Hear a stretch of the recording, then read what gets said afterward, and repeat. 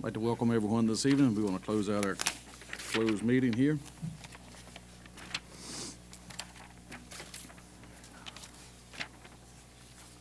Have a motion that closed meeting be closed, and the board certifies that to the best of each member's knowledge, only public business matters lawfully exempted from open meeting to which this certification applies, and only such business matters as were identified in the motion concerning the closed meeting were heard, discussed, or considered.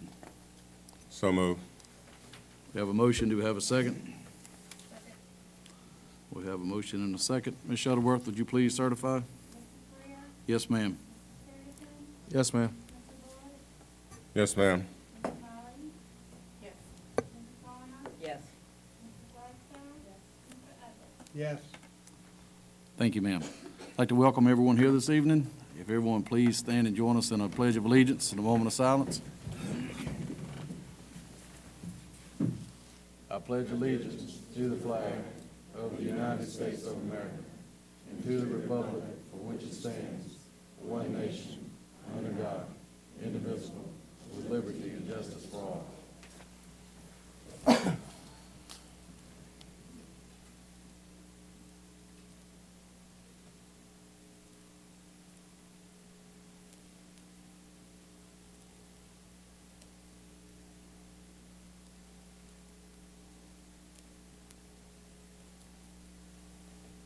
Thank you. Before we move on, I'd like to welcome everyone once again. I see we got a couple members of the Board of Supervisors with us. Appreciate y'all being with us tonight. Appreciate y'all coming and attending. And if we'll move right along, Dr. Hackney, I think you have some recognitions for us. Good evening. Our first recognition, members of the board, I'm going to ask Mr. Ellis to assist me. I understand Mr. Ellis is going to help us and is going to be receiving a donation for our robotics team.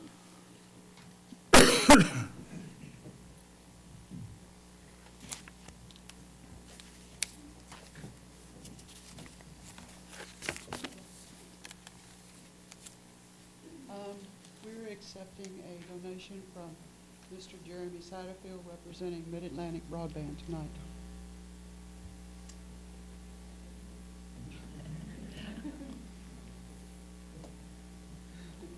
Good evening. Nice to see some familiar faces, especially you, Ms. Garner. I've missed you. On behalf of Mid-Atlantic Broadband, I'd like to thank you for giving us time on tonight's agenda. I see you guys have a full house, so I know you got a full slate. But my name is Jeremy Satterfield. I serve as a business development manager for Mid-Atlantic Broadband. We're located just down the road here in South Boston, Virginia. We recently formed a charitable arm, Making Better Communities, and it offers us a chance to reinvest in the communities in which we serve, which is ultimately the reason that I'm here tonight. Mid-Atlantic Broadband is proud to announce their commitment to continue sponsoring the first 5 robotic competition teams in Southern Virginia for the 2014 season. NBC is honored for the opportunity to partner with the Virginia-based affiliate of FIRST, an international nonprofit mentoring organization that promotes a similar vision for students that are drawn to science and technology. The level of commitment from these students, teachers, and countless volunteers is breathing life back into STEM-based academia. Mid-Atlantic Broadband, or NBC, has been creating connections between technology and people to revitalize communities in Southern Virginia since 2004. We own and operate a 1,600-plus mile fiber optic open access network located throughout Southern Virginia, which continues to support our primary mission of creating jobs by attracting investments and programs. As a nonprofit entity, we understand the importance of reinvesting in community programs. Our reason for being here today is in support of one of those programs. NBC is pleased to present a check in the amount of $6,000 to the Bluestone High School school robotics team to help offset the expenses of such a rewarding educational experience for the students of Mecklenburg County. We commend the coaches, the volunteers, the school board, and everybody else attracted to this program for standing up and keeping this program viable. So, Ms. West, Ms. Tracy. Happy to give you that. Tracy, thank you, sir. I assume you're one of the students? Yes, Good luck. he is. Hey, good luck in the regionals as well. Thank you. What do you want to do the picture? Here? Here. And I know you need to get one there. That's fine. You can send it to me. There you go. I like Okay. that. She's another one of our mentors, Ms. Chubb is.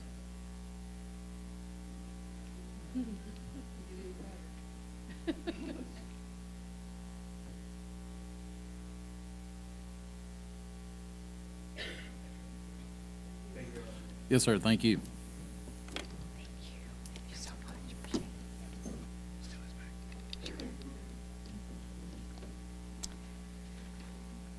Members of the board, we have a special honor tonight that I have the pleasure to announce, and I'm going to ask Heather Tuck, one of our instructional coordinators, to come up and join me. Heather is the recipient this year of the Impact Award given by the VASCD, and that stands for the Virginia Association of Supervision and Curriculum Development.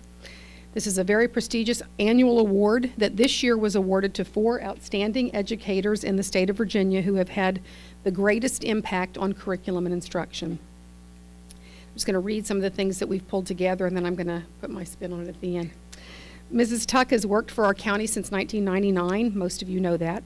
She worked in the classroom as a history teacher for 7 years, an assistant principal for 2 years, and more recently as an instructional coordinator for the division, providing support for teachers, administrators, and ultimately our students. Missy Shores, principal of Bluestone Middle School, where Heather works primarily this year, recently said the following of Heather. Mrs. Tuck is vital to beginning the implementation of PBL in Mecklenburg County and provides support as we continue to move forward with this initiative. She's been supportive of our staff as they have transitioned not only their teaching methods, but also in using data to drive instruction and in unpacking the SOLs to make their instruction more effective and more meaningful. She steps into any role she is asked to fill with ease and confidence, and I can certainly attest to that. Her work ethic and motivation make her a tremendous role model for all educators she encounters. In addition, her tremendous compassion and concern for the well-being and education of all of our children is evident in all that she does. She takes the time necessary to have meaningful conversations with students to determine what they are getting out of their educational experience. Teachers seek her advice on curriculum and test development and intervention strategies for our students. Heather Tuck is a tremendous example of what an educator should be. She is a great representative of our school division and of this profession. Mrs. Thomason, an English teacher at BMS, stated that as a coordinator of the PBL program, Mrs. Tuck immediately takes a hands-on approach in her leadership style. She gets to know students personally. She works every day to build a culture based on the 5 habits of heart and mind. Laura Pittard, one of Heather's colleagues, stated that her passion, knowledge of instruction, and perseverance has impacted instruction at every level in Mecklenburg County schools. As an instructional leader of project-based learning, she has worked tirelessly to supervise, model, and coach teachers to engage students in 21st century learning. Heather has led with a vision to build a culture where students are involved in authentic, deeper learning and developing skills that transfer to being a successful adult. I can't say enough about Heather. She has been such a wonderful support to me and to our department.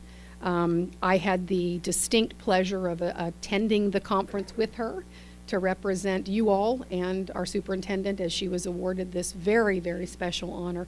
And it is truly my privilege to work with her every day. Our students and in particular our staff and our administrators are extremely lucky to have Heather modeling and supporting us in the implementation of just best practices in instruction, not just PBL, but best practices. She is truly a gem, and it's an honor to work with her. So Heather, congratulations. Here you go. You're welcome.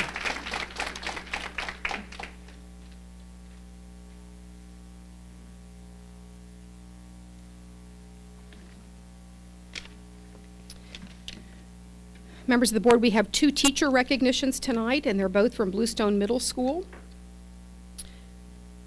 The first is Mr. Mark Eckler. I'm going to tell you a little bit about him, and then we'll bring him up. Mark, or he can come up now. That's what I meant to say.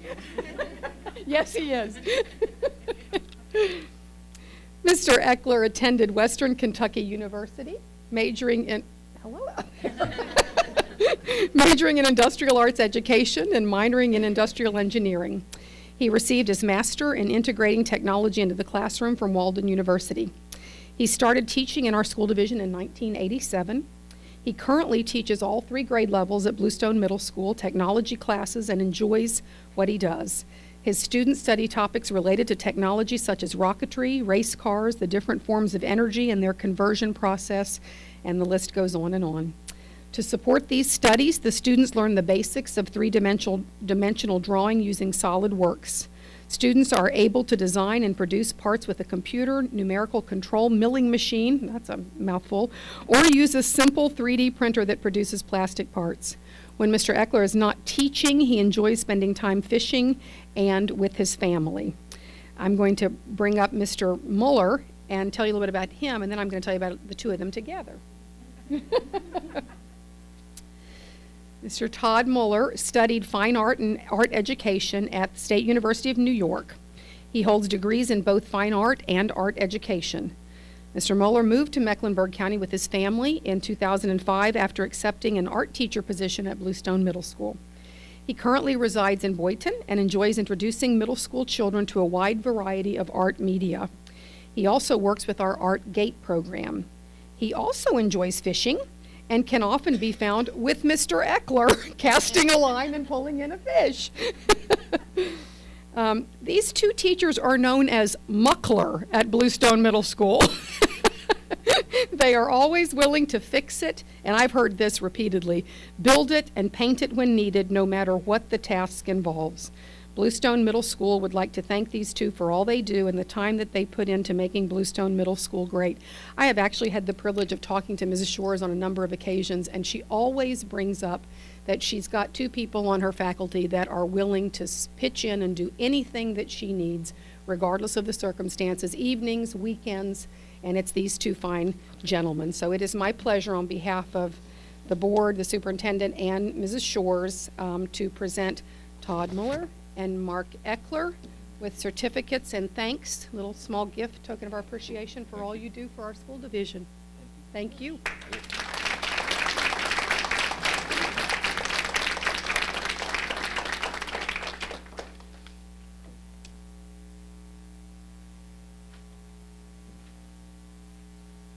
And last but not least, we have our Senior of the Month awards. We will begin with Casey Danielle Quinn from Parkview High School.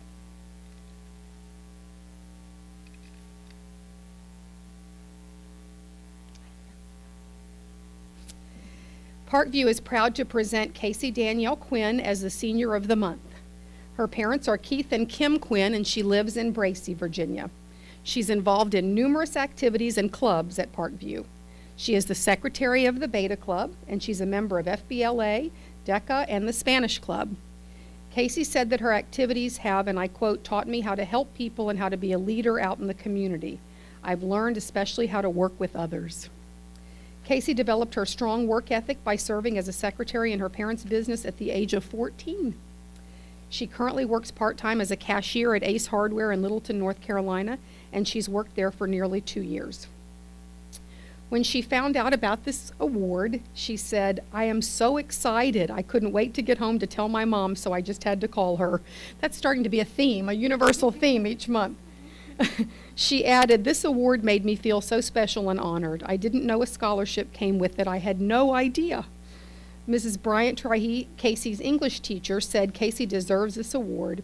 She is ranked third in her class, but what sets her apart from her peers is the fact that she recognizes the importance of giving back to her community. She volunteers at Pineview Retirement Home, the Bread Box, and the Children's Miracle Network. How cool. Casey will graduate in 2014 with both an advanced studies diploma and an associate degree from Southside Virginia Community College. She has already been accepted to Longwood, but is still waiting to hear from other universities before making a final decision for where she might go next year. She plans to major in chemistry and fulfill pre-med requirements. Wow. She hopes to become an optometrist in the future. Casey, we are honored to present this award as the Senior of the Month for Parkview High School to you. I'm so proud of you. Good job.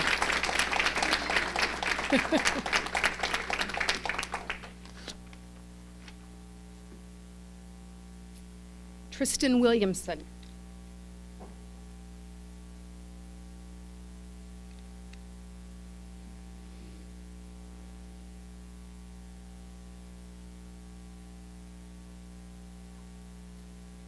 Members of the board, the faculty, staff, and administration of Bluestone High School are pleased to announce that Mr. Tristan Williamson is the December Senior of the Month recipient. Tristan currently has a GPA of 4.2, wow, and strives to be the best in all of his classes. He is currently a member of the Beta Club, the Ecology Club, and as a member of the soccer team. Ms. Beck, Tristan's British literature teacher, said of Tristan, "He is a true gentleman. He is courteous, he is kind, and he is polite. In addition to being an outstanding young man in general, he is also an exemplary student. He works hard to achieve his goals and always does his absolute very best. He is dedicated to his education and maintains a very high grade point average." Ms. Gentry, Tristan's physics teacher, said of him, "Tristan is a very conscientious student who always works very hard to do his best. In his spare time, he enjoys playing soccer, traveling, and listening to music. His favorite subject is history and British literature, and no surprise, his favorite teacher is Mrs. Tara Beck." After graduation, Tristan plans to attend James Madison University, majoring in international relations with an emphasis on strategic intelligence. When Tristan was asked about the influential person in his life, he stated, "My grandmother, because she inspires me to travel and to see the world." That's wonderful. Tristan is the son of Chris and Charlene Williamson and resides in Clarksville. We are very pleased and honored to have him serve as our December Senior of the Month recipient. Tristan, it's my honor to present you with your plaque as Bluestone High School Senior of the Month. Congratulations.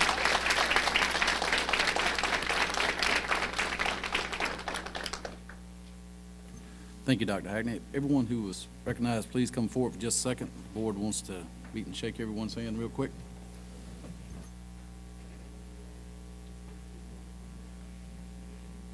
Move along to item number 8, Superintendent's Report and Information Items. Who's presenting this item for me?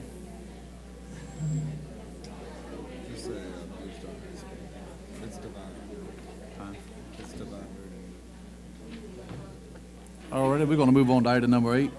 Our anti-bullying, the One Life, One Love Anti-Bullying Club, Bluestone High School students. We're ready for you to present that, please.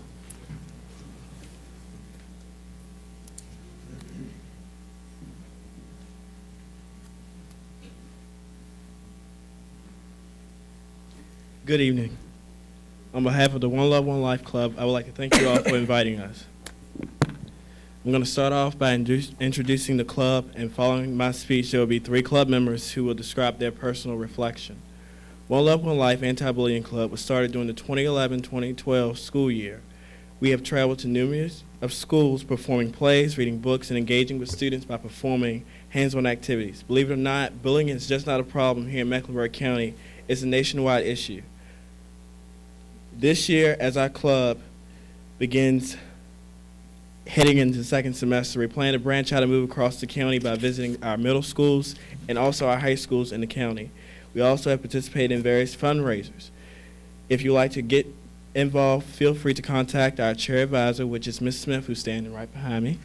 At this time, I'd like to introduce Diamond Barksdale, who's the president of the One Love, One Life Club. Thank you.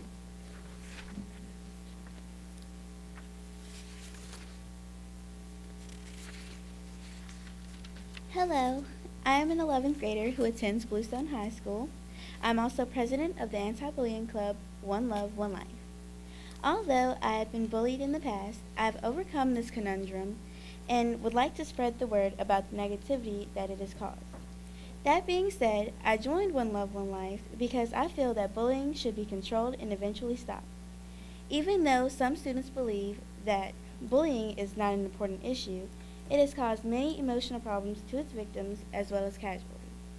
In addition, there have been many nationwide problems that pertain to bullying, such as cyberbullying or bullying over the internet, physical and mental bullying. As a high school student, I believe that bullying is immature and can hinder a teenager's self-esteem. Therefore, the importance of anti-bullying needs to be expressed frequently and not ignored. And now we will hear from another member of the club.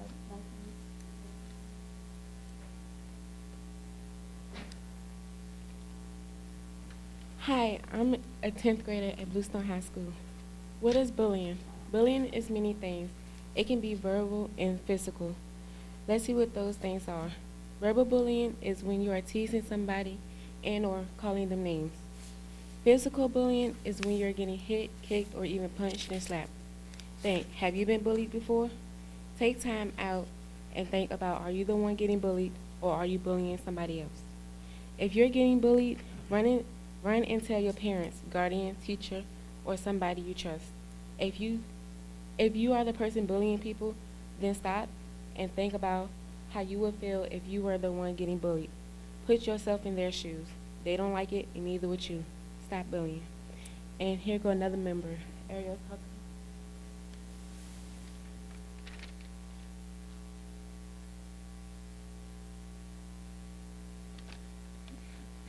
Hello. Bullying is something that everybody has or will come across during life, especially during school years. Nowadays, kids are partaking in bullying just to do it. With the club, we try and reach out and explain to people how bullying isn't okay. Did you know that bully victims are 2 to 9 times more likely to consider suicide than non-victims, according to studies at Yale University? There are 4 types of bullying, but I'm only going to talk about 2. Covert or social, and cyberbullying. Covert or social bullying is bullying that happens right in one's face. This type of bullying focuses on ruining lives or reputations by spreading lies or rumors, or just publicly humiliating someone. This is the type of bullying I had to cope with last year. Cyberbullying is one of the newer forms of bullying. Cyberbullying is when somebody is making fun of someone through technology. In some cases, people create fake profiles and lure in victims only to inflict harm, leaving the victim completely baffled of who their anonymous attackers are. Most people who condone in bullying don't realize that they are bullying, and that's what we try and cease. One Love, One Life members want to infiltrate into the brains of the constantly molded minds of kids, teenagers, and some adults that bullying is not okay, nor will it ever be. Bullying makes you look weak and incapable of achieving in life. No parent should be forced to bury their child for something juvenile and immature. Let's end bullying now. And now we would like to present you with a small token of our appreciation.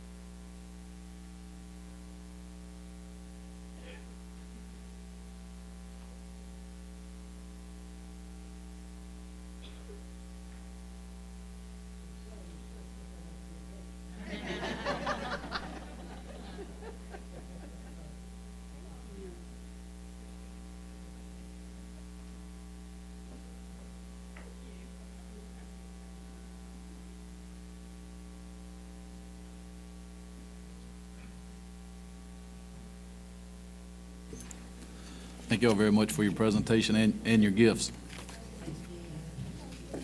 We're going to move on to item B, subject B, Mr. Allgood's band project, Bluestone Middle School band students.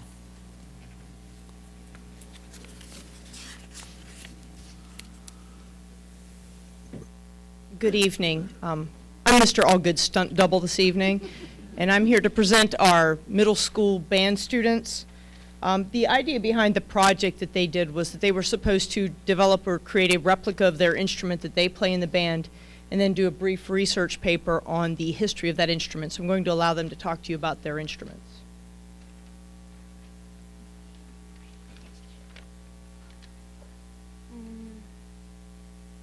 Hello, my name is Courtney Knight. I'm in the 7th grade and I'm from Bluestone Middle, and this is my replica of a trumpet. The trumpet is among the oldest instruments they have ever dated back to 1500 BC, and it's the highest pitch out of the brass instruments. And one of the best trumpet players of all time was Louis Armstrong, and he was born on August 4th, 1901, and lived to July 6th, 1971.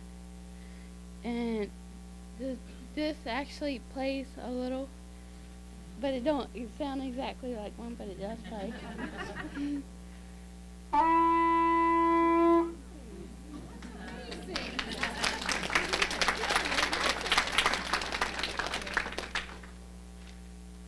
Hi, my name is Hannah Mole, and this is my project for Mr. Allgood. He wanted us to either create your instrument or either draw it, and I decided to create it. And I made it out of wood and this door frame piece for the mouthpiece. And my dad helped me cut it, and we glued the buttons on, and we used sheet metal to create this. And one famous flute player is James Galloway, and he played in some of Pink Floyd's songs, so yeah, it's pretty cool. And and that's pretty much it.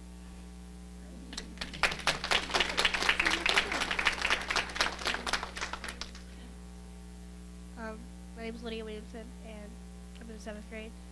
This is my clarinet that I made. The clarinet was invented in 1690 and was originally called the single reed instrument. The single reed woodwind is based on It's based on an earlier instrument called the camellia. This instrument had a range about 1.5 octaves and was the first real single reed instrument. It was created by John Christoph from Nuremberg with the help of his son Jacob, invented the new clarinet. And it's originally from France. And it somewhat plays.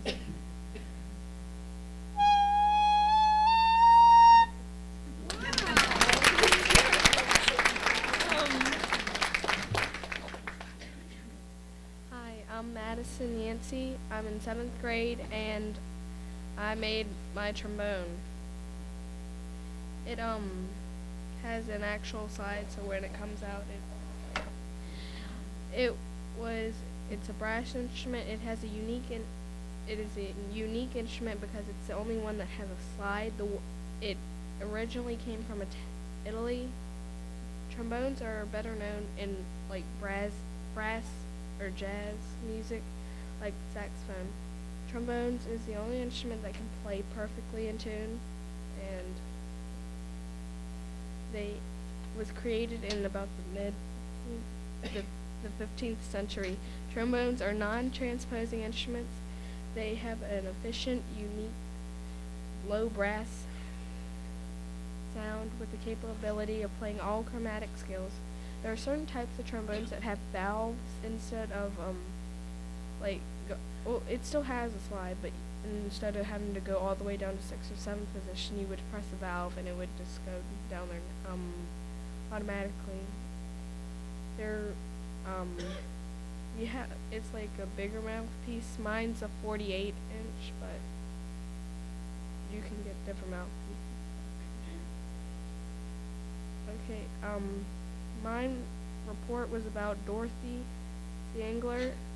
Dorothy was born in 1922. She was born in Muskegon, Iowa. She distinguished herself in a career as a trombonist, a pianist, an opera coach, and a conductor. Her first professional job was a trombonist with the National Symphony Orchestra in 1943 to 1944. And, I'm gonna try to play a note. It doesn't sound like it,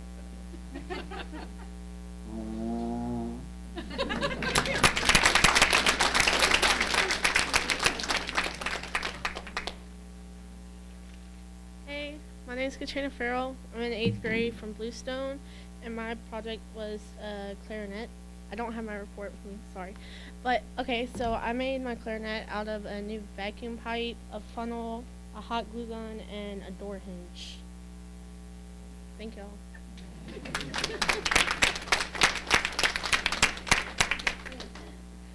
My name is Brittany Overby, and I'm in the 8th grade at Bluestone Middle School. My replica is of the clarinet, and it has 6 holes in the front, and then it has a register key in the back and a tone hole. Mine is made out of PVC pipe and a funnel, and most clarinets can be made out of wood or I think it's plastic.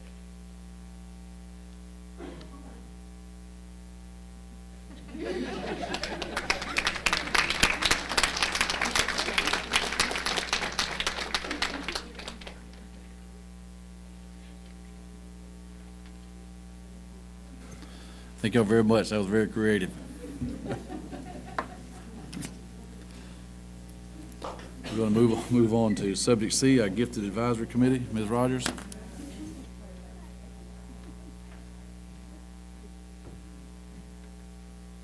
Good evening. As you know, the Gifted Advisory Committee consists of a parent and teacher representative from each school. Since I've been here, we've basically been working with the same Gifted Advisory Committee, and several members had asked if they could step down. They had fulfilled their duties. We usually ask them to serve 2 to 3 years, and some of them have been serving even longer than that. So you have tonight a list of volunteers. Some of these are the same ones who've been on there with me, and I appreciate the fact that they were willing to stay and hang in there. And you have some new names as well, but this does need to be approved by the board. So it's for information tonight and approval next month. Are there any questions? Okay, thank you. Thank you, ma'am. Going to move on to subject D, our student liaison VSBA conference presentation. Mr. Moody and Ms. Hawkins.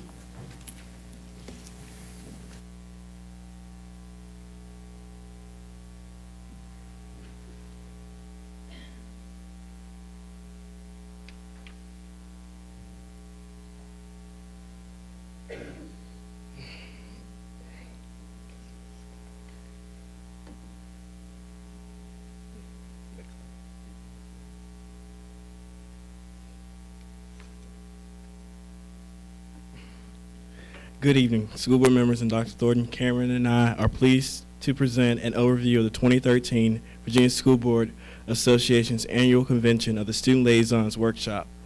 On November the 21st, over 30 student liaisons across the state of Virginia attended the Virginia School Board Association's annual convention. Over the course of this one-day training, we discussed several topics ranging from policy, voting, and life as a student liaison.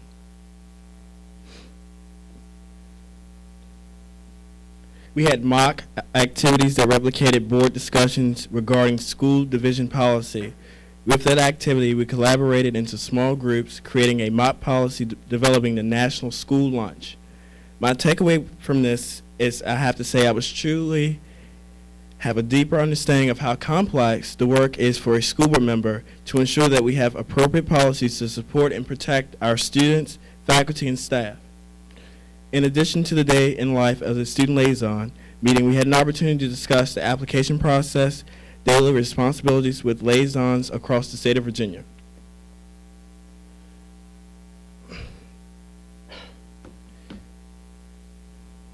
There were 3 major takeaways. How a student liaison is constantly active throughout the entire school year, not just during school board meeting nights. One thing I would like the division to see for us to do differently is to be more active at the middle and elementary level. I will say we had a great debate on whether or not a student liaison should be allowed to vote or not on the school board. The conference has made me look into a different light as a student liaison. As I say, I look forward to great accomplishments in year 2014. Tonight on the screen, you can see our recommendations are for me and Cameron to start visiting the SCAs at high schools, middle, and elementary schools periodically once a month to see what they have as student concerns. Thank you. Just an overview of what Davon talked about. I think we really took from it how important we truly are and how important our voice is for the student body. Like he said, we want to be more active in the lower levels and get what they want from us. It was so nice to meet all the other student liaisons and to see how different policies are and to see the different election processes. And another thing was some of the other student liaisons, they actually mentored the upcoming student liaison. They got to come with them to the conference. They sit on them at the board just to get a feel for what they'll deal with and get the ropes, and I thought that was really nice. And all of it has really helped me to become a better student liaison because I learned so much about the board that I didn't know before. And it opened my eyes to all the different things that a student liaison can truly do. And I honestly had such a great time, and I thank y'all so much for the opportunity. Thank you. Thank you.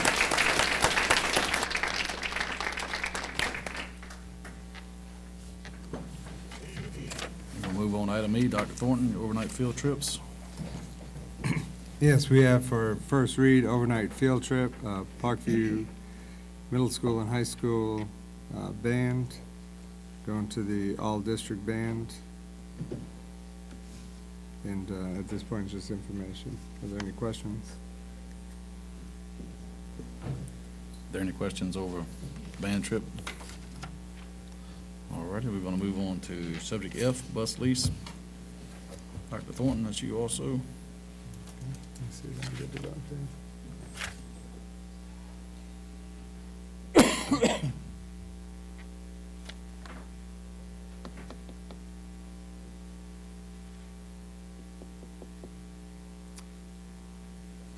Okay, you received the bus lease information in your packet, and just a little background, you approved the bus lease in the last budget cycle, and after completing the RFP process this year, there's 2 vendors that replied,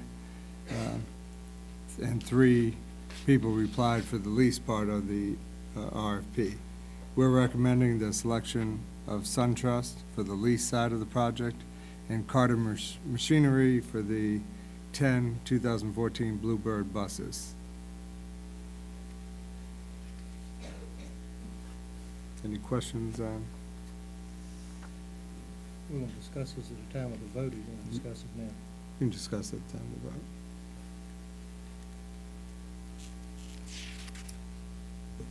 Anyone have any more questions on that till we put it on action? All right, we're going to move on to G, a drug testing vendor selection. Dr. Thornton, it's yours also.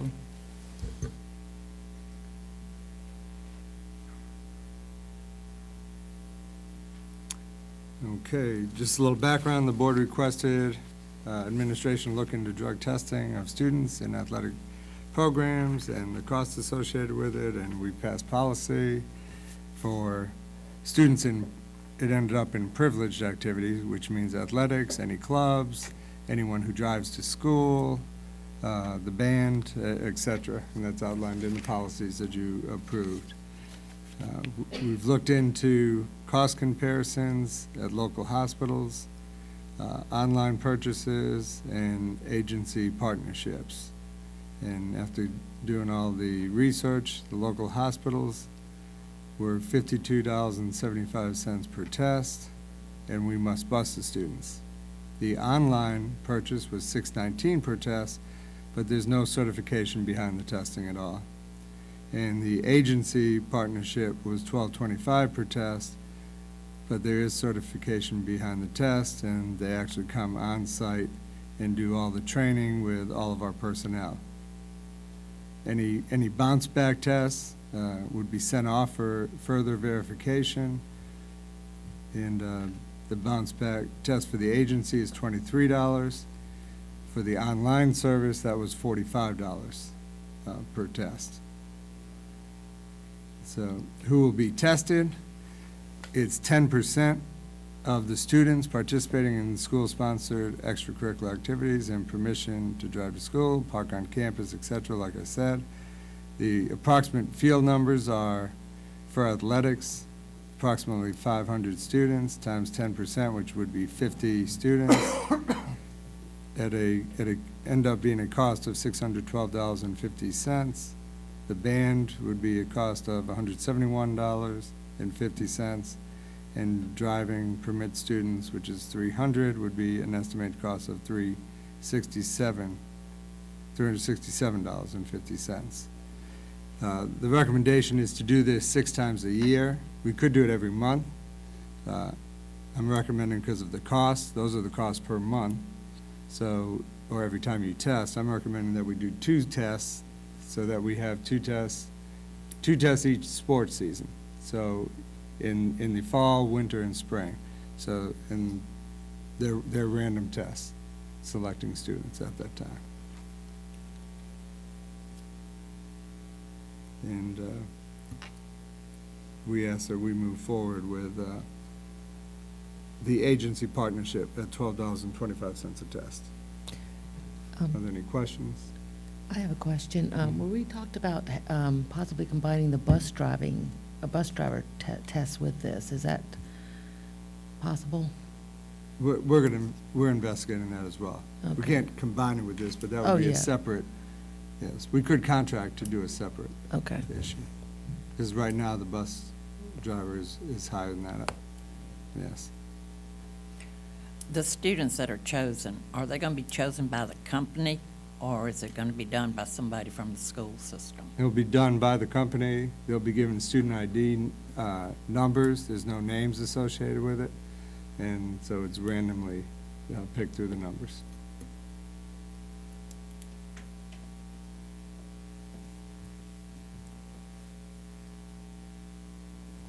Anyone have any other questions on that? All righty, we'll move on to subject H, security access control vendor.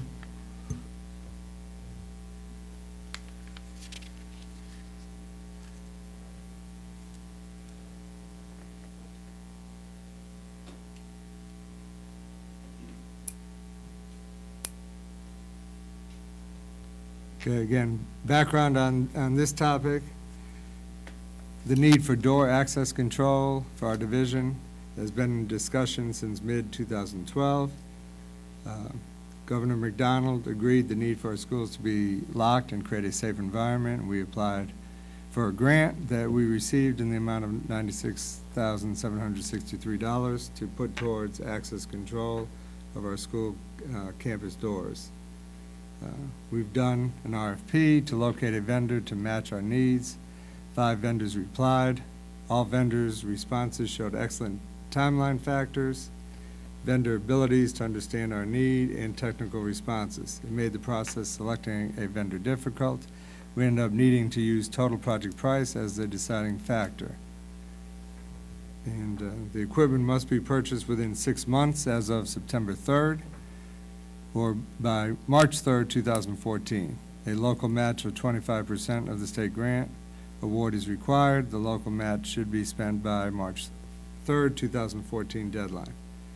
The state grants will be dispersed on a cost reimbursement basis only, and the reimbursement payments will be issued to the division within 30 days of the grant. The vendor list is attached, and the recommended vendor was Richmond Alarm. And the total cost of the proposal is $144,400. We recommend that we move forward with vendor selection of Richmond Alarm and begin the project management process of the installs and setup of the access control system. Any questions?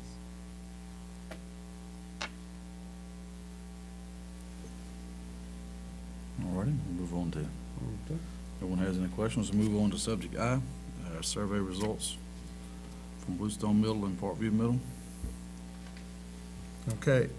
In your packet were teacher perception of school climate, 7th and 8th grade, spring 2013 surveys conducted at Parkview Middle School and Bluestone Middle School. And also in your packet are the student perceptions of school climate in the same time period. In there, it explains to you how many students actually went through this survey. At Parkview Middle, there were 315 students, and they also did the teachers, the core teachers in 7th and 8th grade. It says on the front page of the report, ways to use this report. It says, post the report on your website and notify faculty, students, and parents. Summarize your key findings in meetings with faculty, students, and parents, and identify school improvement goals. This report was sent to us, and we are in the preliminary stages. This is going to be on our website. I think it's important information to share and look at because it gives perceptions of how our students feel, what's going on in school, and also gives perceptions of how the teachers feel about the same topics. And I was just going to point out a few of those in the report.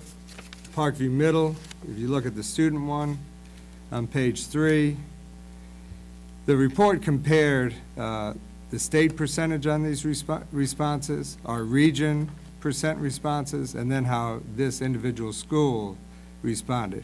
So that gave us good data to look at. Our students' answers and our teachers' answers aligned with the state? Are they aligned with the region, or are we skewed one way or the other? And then also looking at our student responses compared to our teacher, is there two different perceptions? And if there are, how do we talk about those to get them closer aligned and use that for us? To highlight a few, it says most teachers care about all students. Parkview Middle School said 59%. The region was 67% and the state was 75%. So there's one that I highlighted that is skewed. It's doesn't even come close to what the state is saying as a whole. So that is the perception of the students. Most teachers listen to what students have to say. The state average was 58%, the region 51%, Parkview Middle 42%. So the student's perception is that we don't listen to them. So we need to listen to that. Most teachers treat students with respect. The state average was 72, the region 65, our students 57. Again, significantly away from the average. And interestingly, the teacher's comment on teaching them with respect is 90%, that they treat students with respect. So there's an example of what I mean. The perception is not there. So we should talk about that with our students and find out why that's happening. Others on the report, I feel like I belong at this school. The state average is 70, our students 59%. Teacher perception, 80%. So again, a big gap there. I feel like I'm a part of the school. 71% is the state average. Our school was 57%. And the teacher perception is students do feel a part of the school, 90%. Academic commitment category. Getting good grades is very important to me. The state average was 96%, and our students was 97%. So grades are important to our students. The teacher perception from that was only 60% of our kids care about their grades. So again, a large gap from what our students are saying and what our teachers are saying. One of the other items that came up tonight, bullying. Bullying is a problem at this school. The state average was 50% say bullying is a problem. 50% of students feel that way. At our school, 68% of our students feel like bullying is a problem. We need to listen to that, and I'm glad we're starting bullying prevention throughout our school. Students often get teased about their clothing or physical appearance. This is a very important question for Southside Virginia because we have a lot of children in poverty or children of poverty. 86% feel like they are teased, to the state average 68%. Students get teased or put down because of their race or ethnicity. The state averages 36%, our school 47%. So again, a significant difference in those results. Last thing I'll share with you is if someone threatens you, is it okay to hit that person? The state average is 37%. Our students feel 52% of them feel like they can hit someone if they threaten them. Bluestone Middle School was even higher than that. You can go through Bluestone Middle Schools as well. Like I said, all these will be posted online. Bluestone Middle School was similar. There were some differences. Some of those gaps that I identified are a little closer. And it's really important to look at those at the individual school. And you may say it's not very important because it's 7th and 8th grade students. So how does that pertain? We shared that report division-wide with our elementary principals, with our high school principals, because they didn't just answer that survey for what happened last year in 7th or 8th grade. They're talking about their experiences. And probably more aligned with are their closer experiences but that's good information that we listen to. Those 8th graders are now in our high school.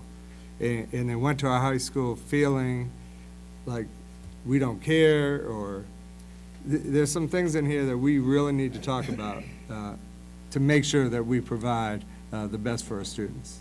And this is a great way to collect data. And talking to our students, and Devon and Cameron going out and talking to our students and finding their voice. We'll say we also went to every school and asked what our students' hopes, fears, and dreams were through a questionnaire, which we're compiling for our strategic plan. And we'll be presenting those results in the near future. It's important to hear our student voice. We actually, when we went out, we told them, you're the most important voice we have to hear from. You are our customer. You're our frontline customer. You're the ones that we have to get prepared for the 21st century and the next job market. And we do want to hear from the parents and community, but number one, we need to listen to our children as well. Are there any questions on the report? I know it was in your board packet since Wednesday. It's pretty extensive.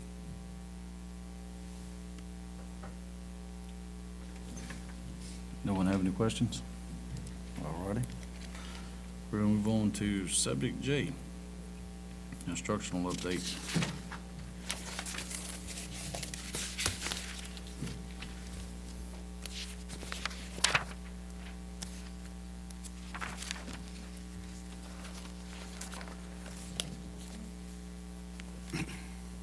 Okay, we're going to give you an instructional update, and this is viewed on some of the information we've collected this year. It's also has to do with our academic review that we've just gone through over the last week or so, and talk about also children of poverty, which we have. We have 62% free and reduced lunch, and there's certain research out there for how to have instruction for children of poverty and what you should do.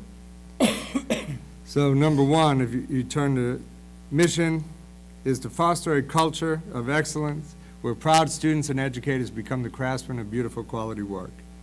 And one of the things we recently did is talk about this with parents and with our instructional team, and our principals are going to have these discussions as we move forward. What does this really mean?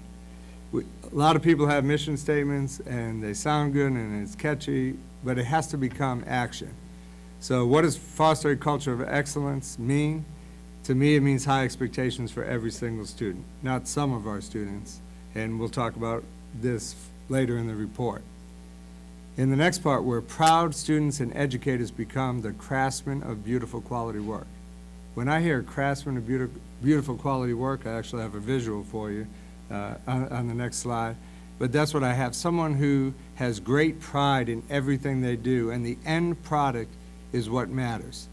And so a pile of wood in the hands of a craftsman and his tool turns into a usable product that is beautiful and quality.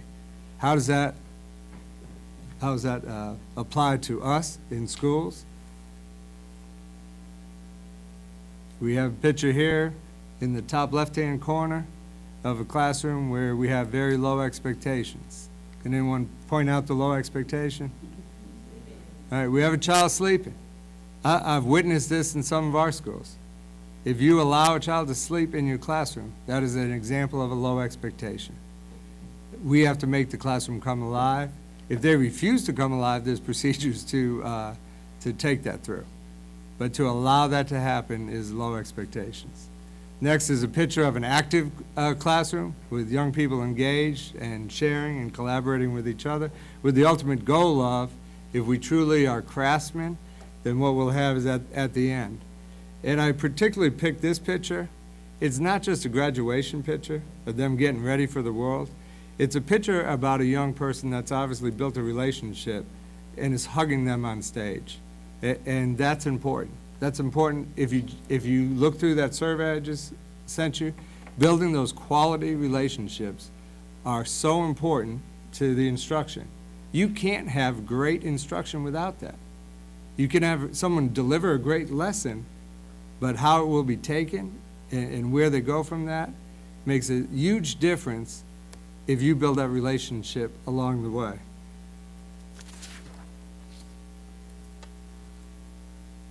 So what does the VDOE review say? The school curriculum alignment, no implementation was the grade. You either had full implementation, functional implementation, what was the one category? Limited, thank you, implementation or no implementation. And later in the presentation, I'm going to talk about the good, bad, and ugly, critical conversations. This is one of the things that came out, actually at something that Ms. Peffer went to, and talking about how important it is to share the good, bad, and the ugly. We have to share with the community to have good conversations about what's going on in our schools and how to improve them. So under school curriculum alignment, no implementation. What does this mean? It means we utilize the curriculum framework from the state. A school lesson plan template was used in the SOL, was identified by our teachers. The cognitive level and well-defined objectives were not present. Plans did not reflect links to the big ideas and the essential knowledge and skills. There's a need to identify and clarify specific SOL and learning objectives tied to student behavior. Little feedback related to written and taught curriculum. Specific feedback needs to be defined in post-observation feedback. Through the next couple slides, you're going to see a theme of we need to unpack the new SOLs and rewrite curriculum. We need to rewrite the assessments, etc., at a higher cognitive level, or we use the word rigor a lot. It's the main point, as well as documenting at the building level, at the central office level, conversations in the school and at the central office, up and down the ladder so that we come with good solutions. Go ahead. The next area was school assessment alignment. Again, no implementation. While there was connection to the curriculum framework, content, both content and cognitive levels were inconsistent. Items tended to be at the lower level. We've talked about this last year as we were moving, or last couple of years, we've been moving towards PBL and deeper learning, that we were very aligned to the old SOLs, which the old SOLs were rote memory. They were lower level cognitive things. So did anyone do anything wrong? Absolutely not. Our teachers delivered what the students were supposed to be tested on. Enhancing link to appropriate content and big ideas and consistently checking cognitive level and the item type when developing assessments are the next steps. Next is data analysis, no implementation. A district template is available for use and it's tied to benchmark assessments and is inconsistently used among staff with unit tests and other ongoing level assessments. The next step was to implement new template to go to a deeper level of analysis and better meet the needs of schools. The new template that's provided by VDOE is what great schools do to analyze data and make instructional decisions at the classroom level and the division level.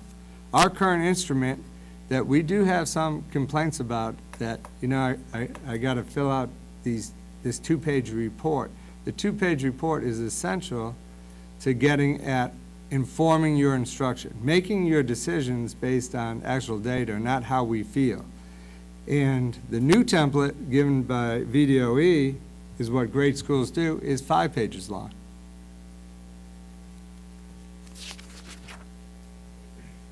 The master schedule. We received full implementation. The time is allotted for vertical collaboration and is built into the schedule. This is at the secondary level, the new secondary schedules meet full implementation. And I know there's been some controversy about the new schedules. The highest grade we got is that we provided that hour in the morning for our teachers to be able to go up and down and vertically align their curriculum and have that time for planning. At the elementary level, we received a functional implementation, which is one level down. And basically they said, because they only have a half hour, And we've talked to our teachers this year in the meetings where I've went to school and said, brainstorm at the elementary a way to do an hour in the morning at the elementary as well. And so that is being looked at as well. Next, they also do a report at the division level for supportive leadership. And we got a functional implementation there. The feedback was given to administrators about written and taught curriculum. It needs to have a consistent format and timeline. Again, we need documentation. We can't just say we're doing these things. We have to show that we're doing these, not just to prove it to someone, but to, again, have those conversations. When we review lesson plans and benchmarks, principals comment on those and they go back to teachers. It comes up to us, we can comment, so we can have a good collegial conversation about the information.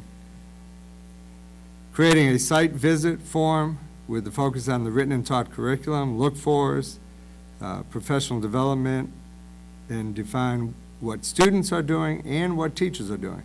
This actually we have a jump start on. We have our walkthrough instrument, and it does identify what students should be doing and what teachers should be doing, and so we're moving along with that. Creating administrative guidelines. Again, this is what great schools do. We need administrative guidelines that provide a uniform format and outline expectations for observations, attendance at grade level department meetings, informal walkthrough data, and lesson plan review would provide guidance and consistency across the division. A lot of these things, people want it to be left up to site-based management. That's not what across the state is what's showing good schools do or great schools do. It's the conversation with teachers, it's a conversation with principals, it's a conversation with central office to find out, to develop these instruments, but having uniform instruments that we document. There's only one benchmark given during the semester concerned with the connection to instruction. The use of the results was inconsistent across the division, and the division data analysis template needs to be revised to better express results. And again, benchmark data, second semester, we're going to talk about that. We don't need to be benchmarking if it's not aligned to the order of the way our teachers are teaching it. We're not getting anything out of it. The whole idea of benchmark testing is for the teacher to analyze the results, inform their instruction, make decisions in their classroom, and then how to fit the gaps and move on. Go ahead. So some of the plans for improvement is starting second semester and during the summer of 2014, teachers and division leaders will develop curriculum guides and support resources. Vertical articulation will be embedded to share expectation for grades before following. And what all that means is, after developing these curriculums, we also have to look between first grade and second grade, and between sixth grade and seventh grade, between grades, is it vertically aligned as well? We'll be receiving and providing training in an ABCD format to write objectives. I'm going to share that with you.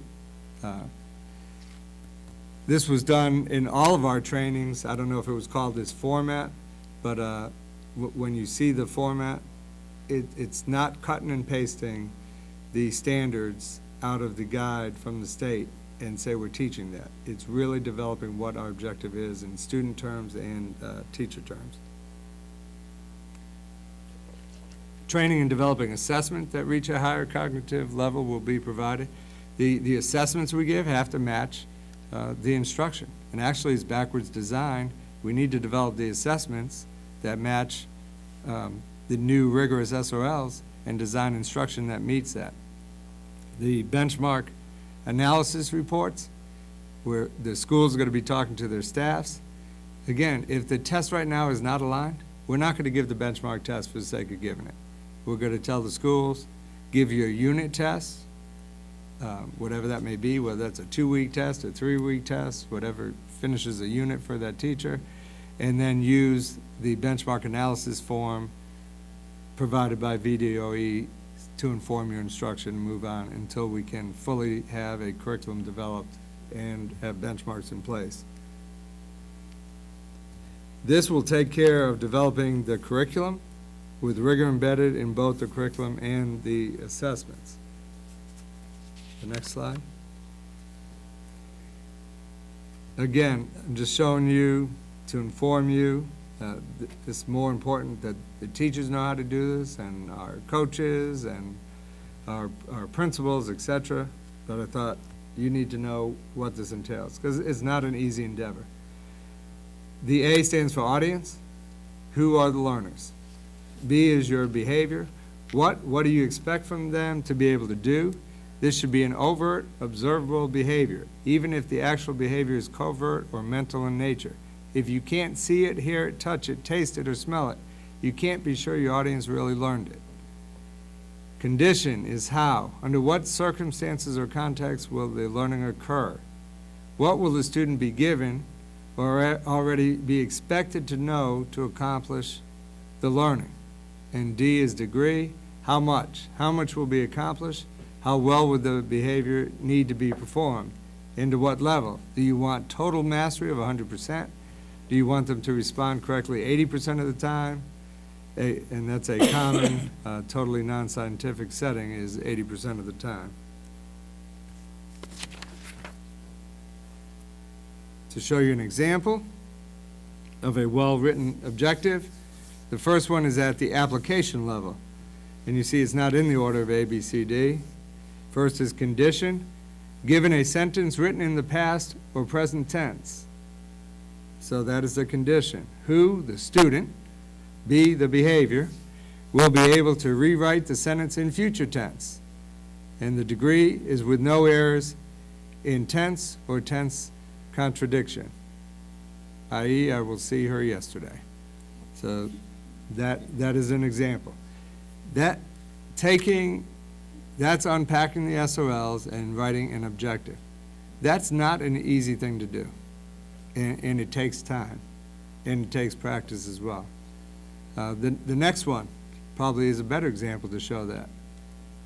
A higher cognitive level, problem solving or synthesis level objective is given 2 cartoon characters of the student's choice.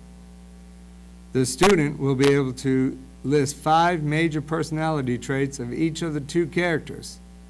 Combine these traits either by melding traits together, multiplying together complementary traits, or negating opposing traits into a composite character and developing a short, no more than 20 frames storyboard for a cartoon. And D, that illustrates 3 to 5 of the major personality traits of the composite character. It's a mouthful, and that doesn't happen in one day, but there's your overall objective, which should guide your instruction.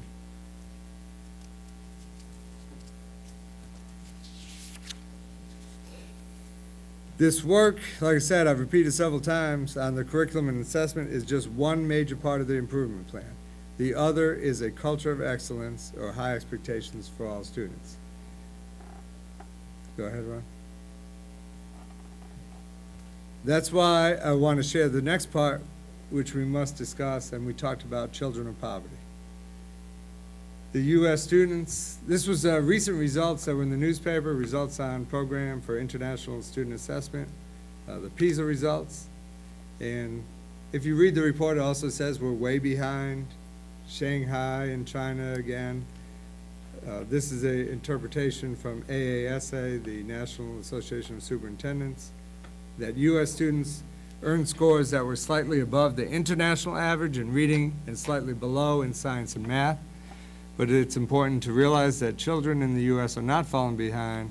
The dropout rate is the lowest it has ever been, with a graduation rate of 78.2% during 2009-2010, which is kind of shocking. That rate has fluctuated through the last 30 years. They're saying that's the highest rate. 22% of our students are still not getting to graduate, but we are moving up the graduation rate. And in Virginia, it's even higher, and with us, it's at, I believe it's 88%. We shared, I think, last month. Go ahead. Although the problem is not falling behind, it is that schools are pulling apart. Poverty in America is the real issue behind today's education gap, and it means students can experience different educational trajectories because of where they live. Poverty is a reality and cannot be used as an excuse. It is something we must address if we are serious about closing any of the achievement gaps, whether it's the PISA results, the SOLs, the SATs, or any other educational matrix. It's important that we all understand what research demonstrates about effective practice with children of poverty. You'll see in some of our results, teachers, parents, community members, they all have their perception of where we are and how to teach children of poverty or teach our children in general. So it's important that we look at the research when we're making these decisions as well. Go ahead. One of the things the research clearly states is that the best teachers are needed for students that are most at risk. Local funding for Mecklenburg County ranks 132 out of 135 school divisions. We had to have a major fight to get $900,000 2 years ago to increase teacher pay. We still rank very low in teacher pay. We've made some movement. We're thankful for that movement, but we're still near the bottom of our region and near the bottom of the state. We have a major problem right now recruiting math. One of our major problems in the system for the academic review is math. We have very inexperienced teachers. We have one teacher right now who is not certified, and we're paying as a long-term sub and doing the best they can with our kids. And until we address this math issue, which is supply and demand, we're going to have problems. And what's currently happening and why we have some of these problems, we're attracting these people to us, we're training them for 3 years, and they're jumping to another county for more pay. Lunenburg County, our neighbor, has offered, or they haven't offered a job. Some of our teachers have looked at it this year, and they would make $6,000 more to jump across that line. $6,000 is significant in these economic times. So we have to address this problem somehow. Other differences between poverty and non-poverty families is differences in print resources, differences in adult supports, and differences in independent reading. Next, the effects of poverty. There's emotional and social challenges, there's acute and chronic stress, there's cognitive lags, there's health and safety issues. Go ahead. Under the social and emotional response category, this creates some acting out behaviors, maybe impatience and impulsivity, a more limited range of behavioral responses, inappropriate emotional responses, less empathy for others, misfortunes, and less trusting of others. That's why it is so critical to build relationships with students and have high expectations for all students. We often say students do not care. The survey that we shared tonight demonstrated that they do care and that they do want to get good grades. There's a perception problem, and we need to discuss this and strategize. And I share these slides not to give anyone an excuse. That's the opposite of what research says. Don't use these as an excuse. And I've heard all of these in my 26 years in education. I've heard all of these out of the mouths of educators, sometimes out of mine. And we use these as an excuse. We cannot use these as an excuse if we're truly going to try to educate every child to their full potential. Teach for excellence, teaching up. More research out of educational leadership. It says we need to accept that human differences are not only normal, but are desirable. We want differences. When we see our students present and we see our expos, we see so many different levels and so many different talents that we might not see in a traditional classroom.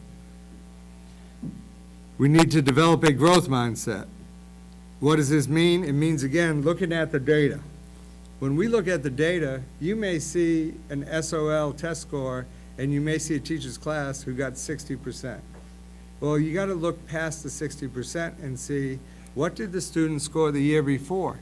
Maybe they have the students that scored 40% the year before, and 60 is outstanding. Maybe we ought to be bringing that teacher up here and rewarding that teacher. And I've heard comments where teachers are worried about the low SOL scores, and they're worried sometimes about having some low-achieving students or maybe some special ed children in their class that may not perform. We shouldn't just be looking at the baseline, did they pass or not? We should be looking, did we grow our students? Work to understand students' cultures, interests, needs, and perspectives. Again, we need to look at the surveys and we need to continue our conversations with our students. Create a base of rigorous learning opportunities. The academic review clearly illustrated this. This is what we've been talking about for 3 years with project-based learning and deeper learning. We have to provide an environment where we ask more from all of our students. Teach for excellence, teaching up. Continue the report. It says, understand that students come with varying levels. And 2, create peacock moments.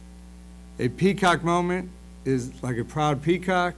We're creating these right now through our expos, through our gallery walks, through hanging up our student work in the hallways, and through hanging them up in our classroom. We're creating these peacock moments. Before, the only peacock moments that were out there were maybe a student that got all A's and got on our honor roll. Or maybe it was a star athlete who scored the most touchdowns, and he had his peacock moment. These peacock moments are for everyone, and if you come to the expos, if you set the bar way up here, and students maybe get a C, but they do 5 or 6 drafts to get a C, they'll be reaching maybe here. Maybe they're not here, but they'll reach here, which is our old level. We need to raise the bar even higher. The A students are going to reach whatever level you put up there. We talked about that with parents the other night at a parent meeting where some of the data doesn't match up. We got young people who have straight A's that didn't qualify for governor's school. We have students who have straight A's, and one parent said this, I have 100 average in chemistry, and my child got a 420 on the SOL. That doesn't match. It clearly says that the rigor in the curriculum does not match what we want for our students. Go ahead. The tough conversations. These are the conversations that we have to have. Can I walk into your classroom and tell by looking at your students or the type of instruction what class I am in? One with high expectations for all students or one with low expectations for some? I already showed you a picture of a young man sleeping. Go to the next one. The killer is low expectations for student learning. How do you see it in a classroom? Go ahead. Lecturing and teacher-controlled lack of classroom stimulation. These things I'm sharing with you are research-based. These are not my words. It is common practice that we've seen and we all know. Lack of emphasis, go ahead, turn it. Lack of emphasis on reading, vocabulary, and writing. Can you see that? I know our instructional coaches, I know our teachers, if they walk to other teachers' rooms, they can see this. We must have literature-rich environments. Worksheets, worksheets, worksheets. If you were gone for a day, would the copiers know it? That's a legitimate question to ask. That doesn't mean all worksheets are bad. I went for a visit at Parkview High School last week and went through 7 classes. 5 were outstanding. 5 had worksheets, but they were related and they were asking them questions at a much higher level. There were activities related to the worksheet. So not all worksheets are bad. But then we went into a classroom that had a packet this thick. A packet this thick for a child to complete and do busy work is not good instruction. The most significant achievement gap is the one that exists between the high levels of academic proficiency that are possible and the lower levels of academic achievement at which many students are currently asked to perform. Again, it goes back to having high expectations for all students. It goes back to what all of our investigations continue to show, that we're at a lower cognitive level. It is time to raise the bar for all students. When you raise the bar for all students, I'm gonna say it again, if we're here and we raise it to here, our top students, you know darn well, without our help, will fight to get there. But all the rest will pull up. Definition of an effective school: a school that can, in outcome terms, reflective of its learning for all mission, demonstrates the presence of equity and quality. So what does that fancy little statement mean? It means we all have mission statements that claim we have high expectations for all students. All schools have it. But do the outcomes demonstrate this? How many students are exposed to this advanced curriculum? Go ahead. Why do we need high expectations for all? Here's the class of 2013. Again, we need to use data for our information. Percent of students with advanced studies diplomas by categories.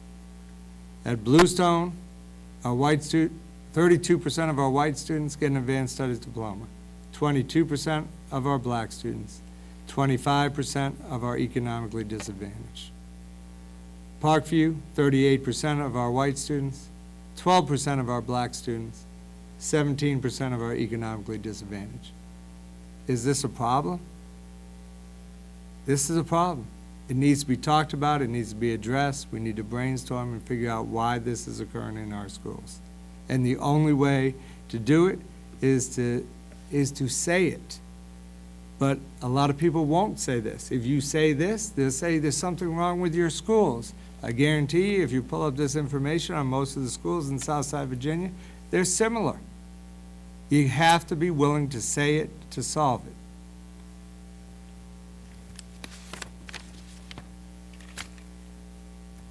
Things that we need to reflect on, and you're going to see some of these things come out. And you're going to see some conflicts in some of the perceptions we believe. Equity and barriers. Prerequisites to get into classes is a barrier to children of poverty and minority students.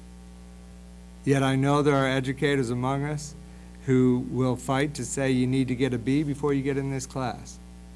Absolute research says it's an absolute barrier and harmful to minority and poverty students. So why would we promote that if we believe in all students? Grading practices that are harmful to learning. We are on the right track with multiple drafts of how to grade, and this is important. What is the final outcome needs to be the most important. So if we're going through rough drafts, and I can get it in my first draft and master it, why, and someone else maybe takes 3 or 4 drafts, because we all start at a different point, but my final draft of the same quality work as my neighbor, why am I penalized because it took me 3 tries to get there? When we know students learn at a different pace. Why do we set up grading practices that penalize? Would we penalize the man who made that wonderful chair if it took him 1 day and the next person did it in 2? We need to think about our grading practices. Growth versus fixed mindset, we already talked about that. Athletics and achievement. I think we're on the way to some of these things. So some of this is good in the walls and the hallways. What that means is athletic versus achievement. If you go in most schools, what do you see when you walk through the doors in the hallway? You see an athletic trophy case. And we celebrate athletics. And here we do celebrate academic achievement. We have the academic jacket, we have the all A's, and now we have these expos and stuff where we can celebrate all student work. And it's important to celebrate that. We went today to an English class at Bluestone High School where the students shared their work. Dr. Hackney went, many of the coordinators that were able to go went. They couldn't wait to share their work with someone. Their work now becomes valuable because not only does their classroom teacher grade it, we all get to see it. And our walls and hallways are phenomenal. The good, bad, and the ugly, it goes back to having these honest conversations and good communication. The band, teacher, and coach approach. What that is it talks about building relationships. Most band teachers and coaches, they build great relationships with their kids. Their kids will run through the wall for them, and they'll do anything. And I said that earlier. If you have a relationship, you can teach a kid anything. It doesn't have to be music. It doesn't have to be football. It can be math. It can be science if we build relationships and excite them about their learning. And then killer phrases and two-ton thinking. What that is are items like people saying we can't overcome the home life. We have poverty in Chase City, we have it in South Hill, we have it in Clarksville, we have it all over this county. And there's people say, well, you can't overcome their home life, you can't overcome poverty. So what are you saying? If you're an educator and saying that, what you're saying to me is that your 7 hours a day with those students doesn't mean anything. It doesn't make a difference. So if it doesn't make a difference, why would we pay you? You need to make a difference for the 7 hours you're here. Yes, you can't do everything, even though schools are asked to do basically everything, social work, et cetera, et cetera. But while we're here, we need to do the best we can, and we can move them. I'm not going to read through all of these. I do want you to, this will be online, and I do want you, I think it is online already. Students are not motivated. These are statements that have come from our meetings, and they came from the survey too. So, I mean, but this is great conversation, and this doesn't mean anyone's wrong or anyone's bad. It means it's their perception. But we have to go from perception and beliefs to actual reality and research and what strategies say. So you have to have this conversation. And then you have to have the second conversation, which sometimes is tougher and people don't want to hear. We need honor classes with prerequisites. Do you see a conflict of what I've just shared with you? More planning time, more PBL training, best practices, grading. We need to make the grading scale harder, 95%. If they fail and they pass the SOL, they shouldn't be given credit. So if they didn't do good enough on the work leading up to it, but they've mastered the skill, we shouldn't give them credit for mastering the skill, is what that statement says. Is there a conflict with that? Many Algebra 2 students won't go to college. Could that statement be related why we only have 12% of minority students and 17% of disadvantaged students getting an advanced studies diploma? Could there be a connection with that statement? More rigor, teaching to the middle at the expense of the top kids. Well, if we're doing that, we need to change that. Maybe we are doing that. Maybe, like I said, we're teaching here when we should be teaching here, and if we're teaching here and the bottom kids are here, and then we shift all that, it moves. We cannot ask to overcome the home life. Next one. Talks about assessment. There's some good things in here that teachers and educators are sharing with us, and they're realizing some of the things that were said in the report. They know the answers. We need time for multiple drafts. We need more technology. Streamlining forms. When I talked about the new form going to 5 pages, that's an important form that drives instruction and identifies what we need to do. So we are going to ask the question, we need to do that form, but are we asking you to do some other forms that maybe are not as important? And if we are, let's throw those forms away.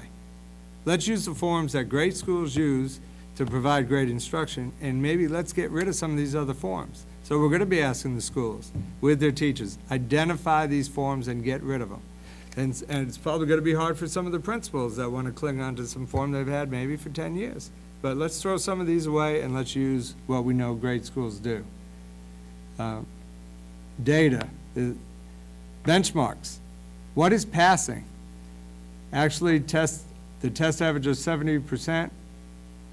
It's too late to give. Kids do not take it seriously, too many. 1 is enough because I know where my students are. Academic review gave us a 0. No implementation for data analysis.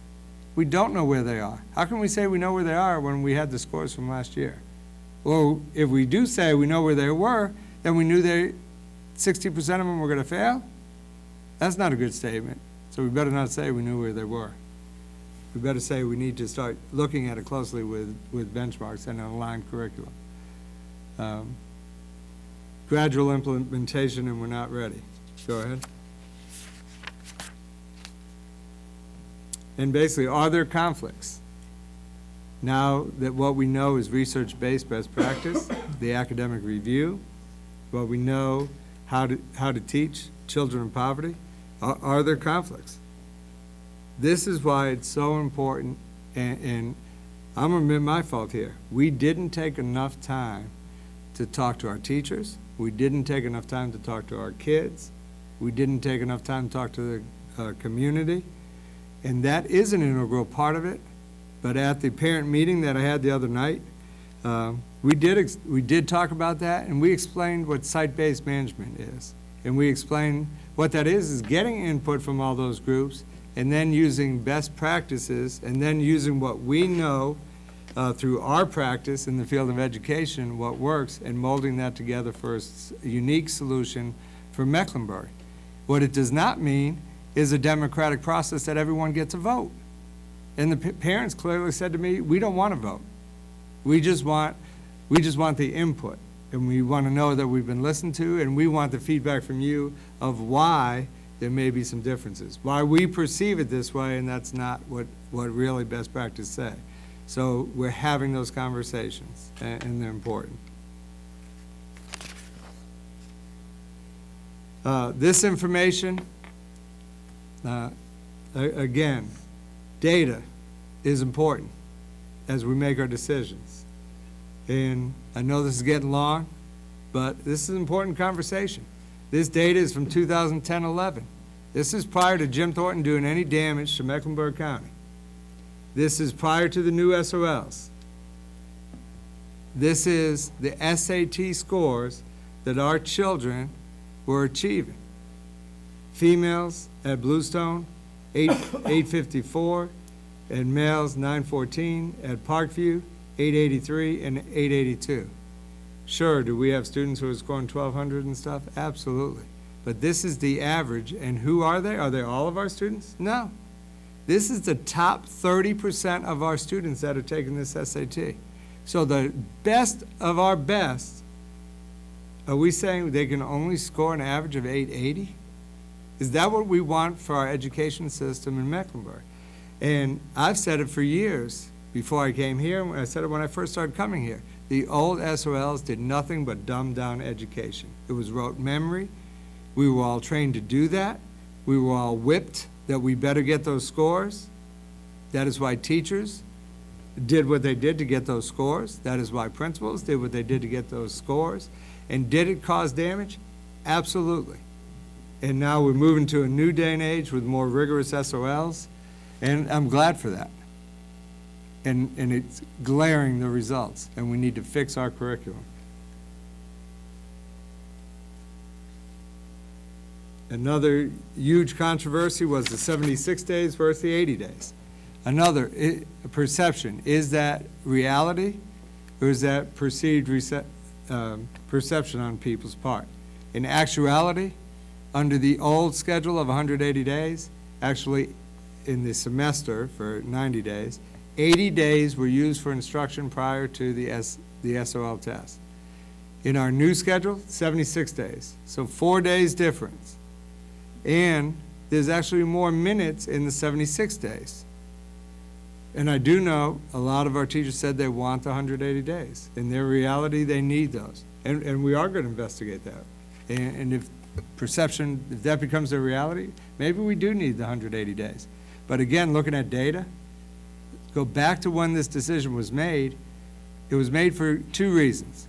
First reason to look at it, we were cutting $5 million over a 3-year period. This was to save money, but not at the expense of our children. Every school system we researched in the state of Virginia that did this, they did it prior to the new SOLs, there was no significant difference in the year following. So the 4 days didn't matter. The scores were the same. There's no significant difference in every school system in Virginia that did this, except Mecklenburg, and we want to blame this. The difference in our results was we implemented this and there were a new test. So was it really the schedule, or was it the new test? Back then, when the other schools did it, the consistent variable was the test was the same, and the schedule had changed. Here we had two things change. It's hard to measure. Could it have been a factor? Absolutely. And we need to further investigate that. The idea that we're moving too fast. Your school is perfectly aligned to get the results you're currently getting.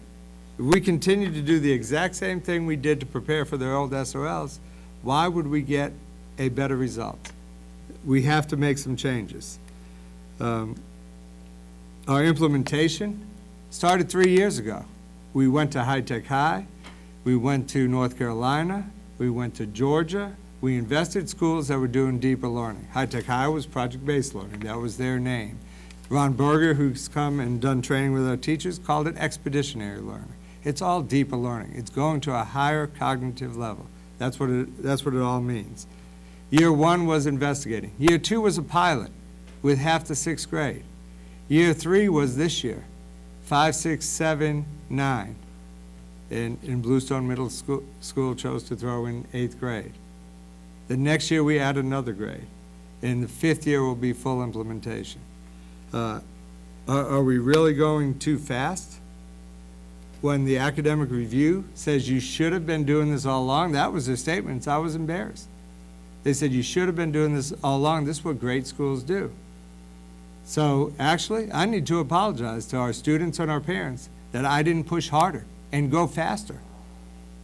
But it's not that easy to push hard and go fast either. You saw how to write the objectives. It's not something like turning on a light switch. It's not that easy to do and change. It is going to take time and lots of training and practice. Go ahead. Examples from Bluestone High School this year. So this is 9th grade and associate's degree. They were supposed to incorporate deeper learning. The research that came back to me, 2 teachers did not do any projects. They are working with the instructional coach to do a project next semester. We didn't say they had to do a bunch of projects. We didn't say you had to do 10 or 5. We said try to do 1. It doesn't have to be huge.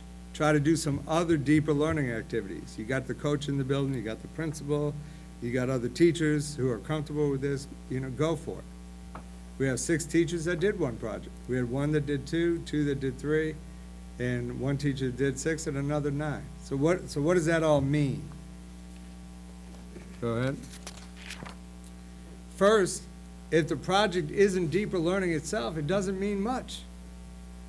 Is the project designed using Bloom's, and do we reach that critical thinking level? Some of these projects we have, they're starting to get there, but do they really reach that level? No. So it's not going to be a drastic change right away. Some of the projects do reach a very high level, and we should see more from that. Are the other student activities in the classroom reaching a higher cognitive level? We have to look at that. Are there transitions and connections to the state standards? There's many factors in this rigorous classroom, which we shared in the academic review report. It's a gradual process due to individual training needs and teachers, not just in projects, but all students in the classroom. The largest gap in planning shows lessons match the curriculum framework, but it's lacking the cognitive depth. Go ahead. So what are the ramifications? If a very traditional teacher from last year had a pass rate with students at 60%, and the teacher received training and is yet to implement a project or any activities of a higher cognitive level, what do you think the results are going to be? You can help me here. Someone give me an answer. What do you think we're going to get? The same. And actually, this has occurred in one of our classes. The result from first semester, 61%. There's no change. We haven't done anything differently. Why would we expect change? Go ahead. A very traditional teacher from last year had a pass rate with students at 67.5%. That teacher received training and has implemented 3 projects. And not all the projects are the most fantastic, deeper level things. There's some pieces in there. The students had a chance to work together. There were other activities in that classroom that were very, very traditional What are the results going to be? Hopefully, we're going to see a little change. The results from that teacher was 85% this year. These are just small quantitative or qualitative little samples. We got to keep collecting the data as we go through. But we do know what research saying from best schools is if you have a more rigorous, higher expectation in your classroom, you're going to get better results. Go ahead. So we need to continue our training, continue professional development with our coaches. We have a coach or TRT or ITRT in every single building. They're there for our teachers. If you want them to teach a lesson with you, if you want them to help you find a project, whatever it may be, they're there. If you want them to help write curriculum is what they're going to be focusing on now. But this idea of going too slow, I integrated a laptop initiative many, many years ago. And the first thing that was said to me is you're going too fast. And we did about 4 or 5 trainings with teachers. We did it in the lab with all teachers. And we said, these are the websites you can use with your kids. This is what you can do. And they touched it. But what was the missing ingredient?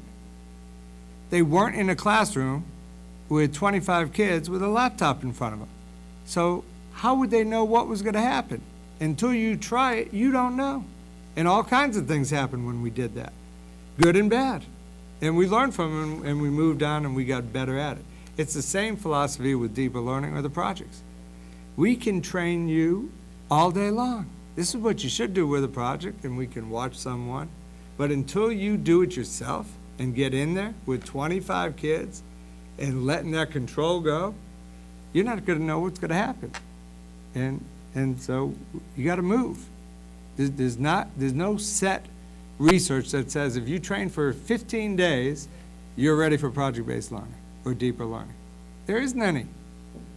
And there's many of our teachers at the expos, if you've gone to the expos, second grade and all these other off grades, they weren't mandated to do projects. They weren't trained. And I'm going to go back and say they were trained when they went through their teacher training, because we were all trained how to do deeper learning.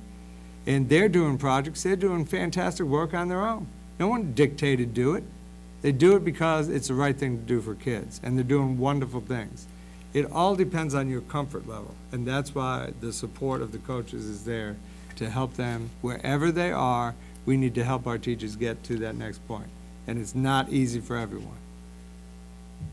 Go ahead. So how do we ensure success? We need the rigorous curriculum. I can't say it enough. With the backwards design, we need real, authentic assessments designed and then the curriculum with it. We need to continue the professional development and practice. We need high expectations for all students. And when I say that, you got to ask yourself, is that honestly present in our school system? I'm saying no. The results don't show that. The comments don't show that. We've got to have a conversation around that. Establish a sense of urgency community-wide. And I'm going to take fault for that. Maybe I didn't explain it good enough, that we're behind and we need to be moving. And it's not about the adults feeling a little uncomfortable as we're moving. It's about the kids getting further behind if we don't get uncomfortable. I'm not a whiz with technology. If we don't get uncomfortable and learn how to integrate technology and learn how to use projects and learn how to excite our students, yeah, we're uncomfortable, but our students are getting further and further behind. The data's clear on that. We have to have that conversation. Are we willing to push ourselves a little harder, or are we not willing to push ourselves a little harder and maybe our students don't get there as fast? Are we willing to do that? Focus on what we can manipulate and actually change.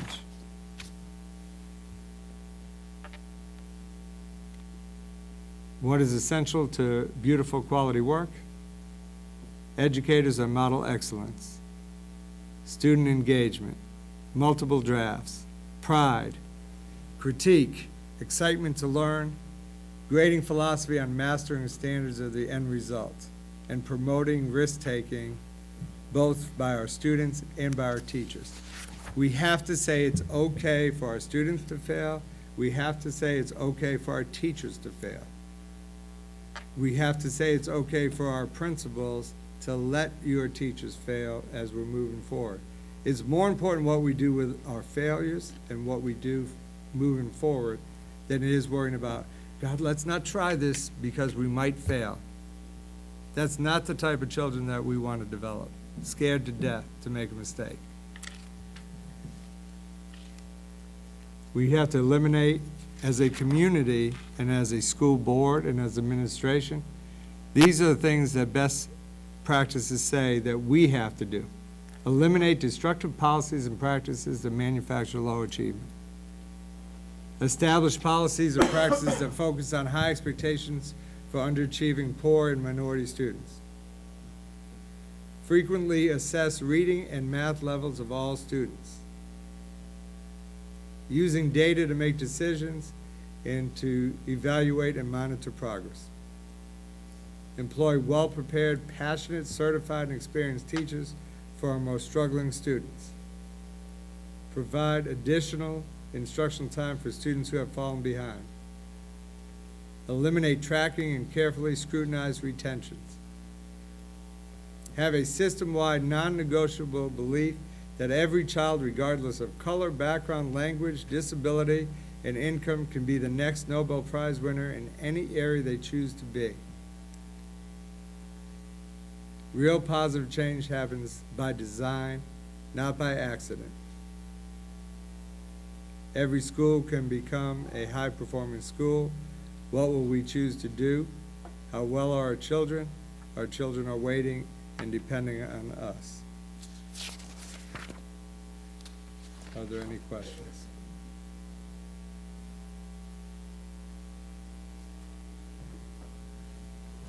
Anyone have any questions?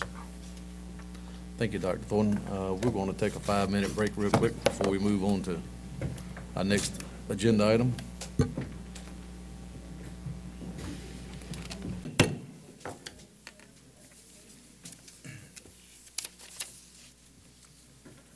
going to move on to subject K, our facilities updates. Last month I asked Dr. Thornton to go over some of our previous studies and to kind of update us on that and just kind of put some of that information in perspective for us. So, Dr. Thornton.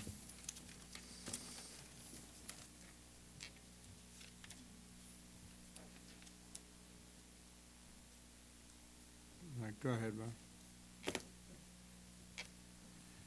All I did is pull apart the studies through the years and have outlined the basic information in them. First study that I could find was 1994, and these were the findings. It said to immediately employ a professional architect, engineering firm with experience in the design, evaluation of school facilities, as well as experience in how curriculum impacts building needs. So very similar to what we've recently asked for. Improve the maintenance of our existing facilities. We must plan. Philosophy of when something breaks, fix it, cannot be the ongoing plan. And again, these are comments that came straight from that study. These are not my comments. Build one high school to serve all of Mecklenburg County. Move 2 middle schools into existing high schools and renovate structures to meet revised curriculum and technology needs and ADA improvements. Close several elementary schools, such as South Hill Elementary, South Hill Primary, Buckhorn, and Boynton. Reuse Parkview Middle School as elementary school. Relocate existing school board administration. The final recommendation from the 1994 report said the Mecklenburg County School Board and the Mecklenburg County Board of Supervisors begin immediate action based on this report. And again, that's exactly how it was written, with immediate in capital bold letters in the report. So I copied the report. Rationale in the report was the longer we wait, the further our children fall behind their local and global competition. The longer we wait, the further our facilities fall into disrepair. The longer we wait, the more industrial and economic development opportunities we will miss. The longer we wait, the more it will cost. Next was a school efficiency review from Evergreen Solutions LLC, and I apologize, that date was 2007. They said, develop and implement a facilities master plan, process, and strategy. Eliminate mobile classrooms in conjunction with the master plan. Replace current administrative complex. Prepare a strategy for achievement of full adequacy and equity of all the school facilities. Develop and implement an energy management and conservation program, and develop a preventive maintenance schedule based on master plan. And I will note, this was 2007, so I believe the comments about equity were based around, we had built South Hill Elementary School with the gym and the brand-new school, and we did not have some of the same benefits at the other elementary schools. Then again, August 2009, the Department of Education did a study for Mecklenburg County schools.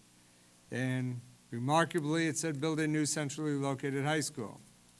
It said to renovate high schools to become middle schools. It said to abandon middle schools.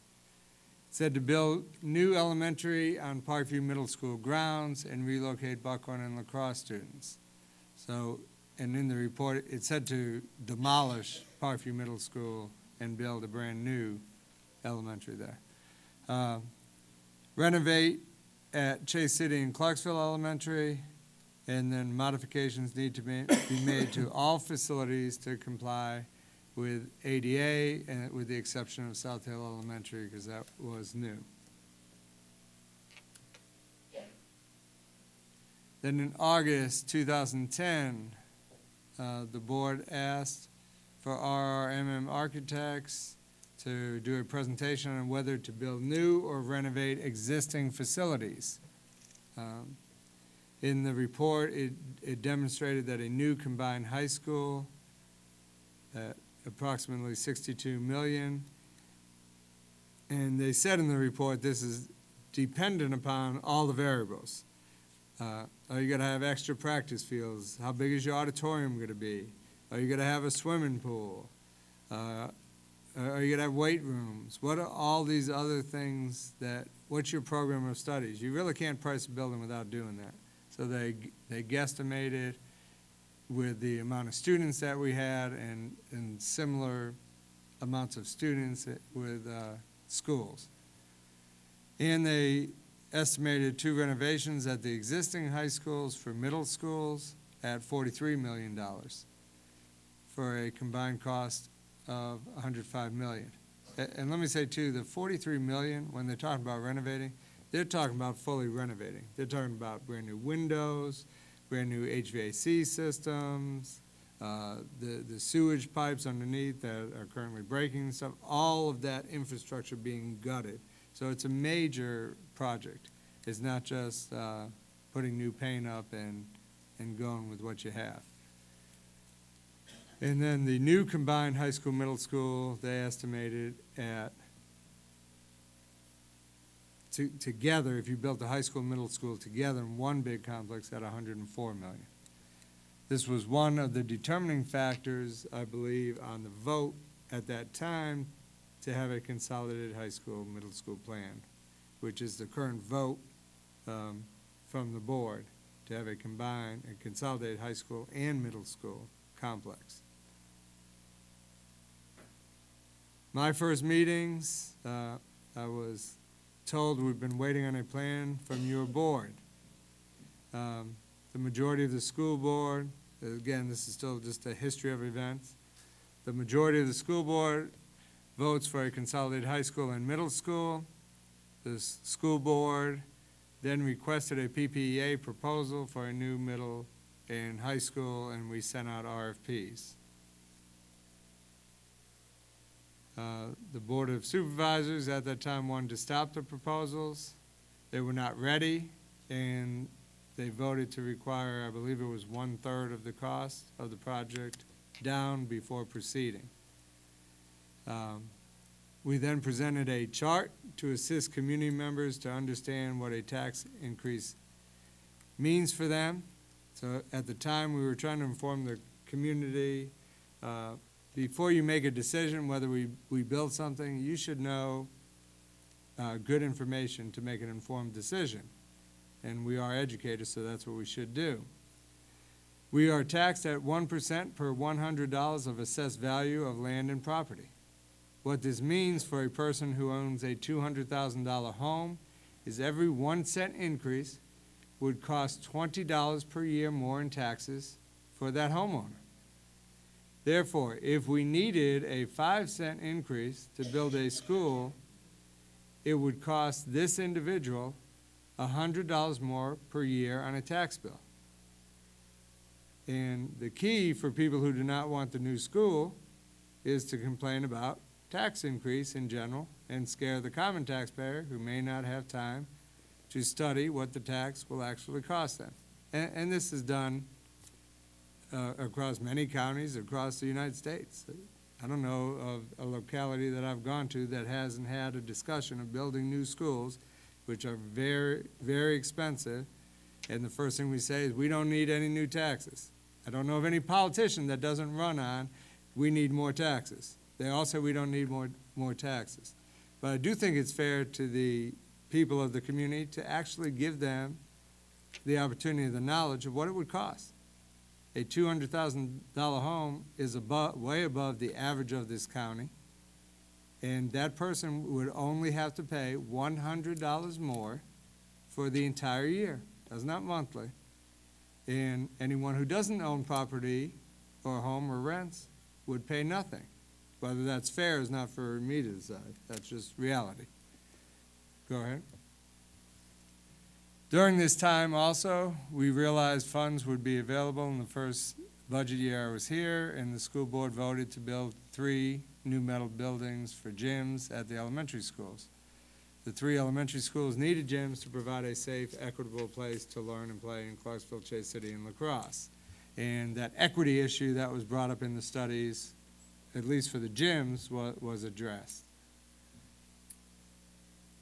We present a plan demonstrating the timeline of all projects if we follow the philosophy of 1/3 down payment, not knowing what other funds the county may have available at the time. And what I'm saying there is, a few years ago, we presented, what does it mean if we wait for 1/3 down and then build a high school, and then 1/3 down and renovate the middle schools, 1/3 down and renovate the elementary schools. And we showed a timeline, and that was a few years back, and not knowing if there's any other money in the county. It was just simply if you had to increase taxes. And what that study showed, or that timeline showed, is that the new high school wouldn't be built, I believe, I didn't dig that up, I believe it was like 2018. You wouldn't start construction on it. And then I believe it was like 2040 when you do the middle schools, and I believe it was like 2051 to do the elementary schools. And so what we did when we showed that study was, okay, let's look at maybe something smaller that we can get our hands wrapped around. And we presented a plan to do the additions at the elementary school, which was in the previous studies, and what was in the previous studies, get our kids out of trailers. And they were our youngest kids in trailers, that some of them are really falling apart. So the Board of Supervisors did approve that plan, and we did show that there would be no tax increase, and the money that was going into capital would pay for it. That kind of brings us to today, or not today, but this past year. The school board requested $200,000 to conduct a study for a new high school and land study. Basically the same study that was requested in 1994. The school received additional revenue that it was not counting on during the past fiscal year. Instead of just spending the funds wildly in the last couple of months of the year, the school division sent that money back, $600,000 to the county. Therefore, the money was available to the Board of Supervisors to pay for the study.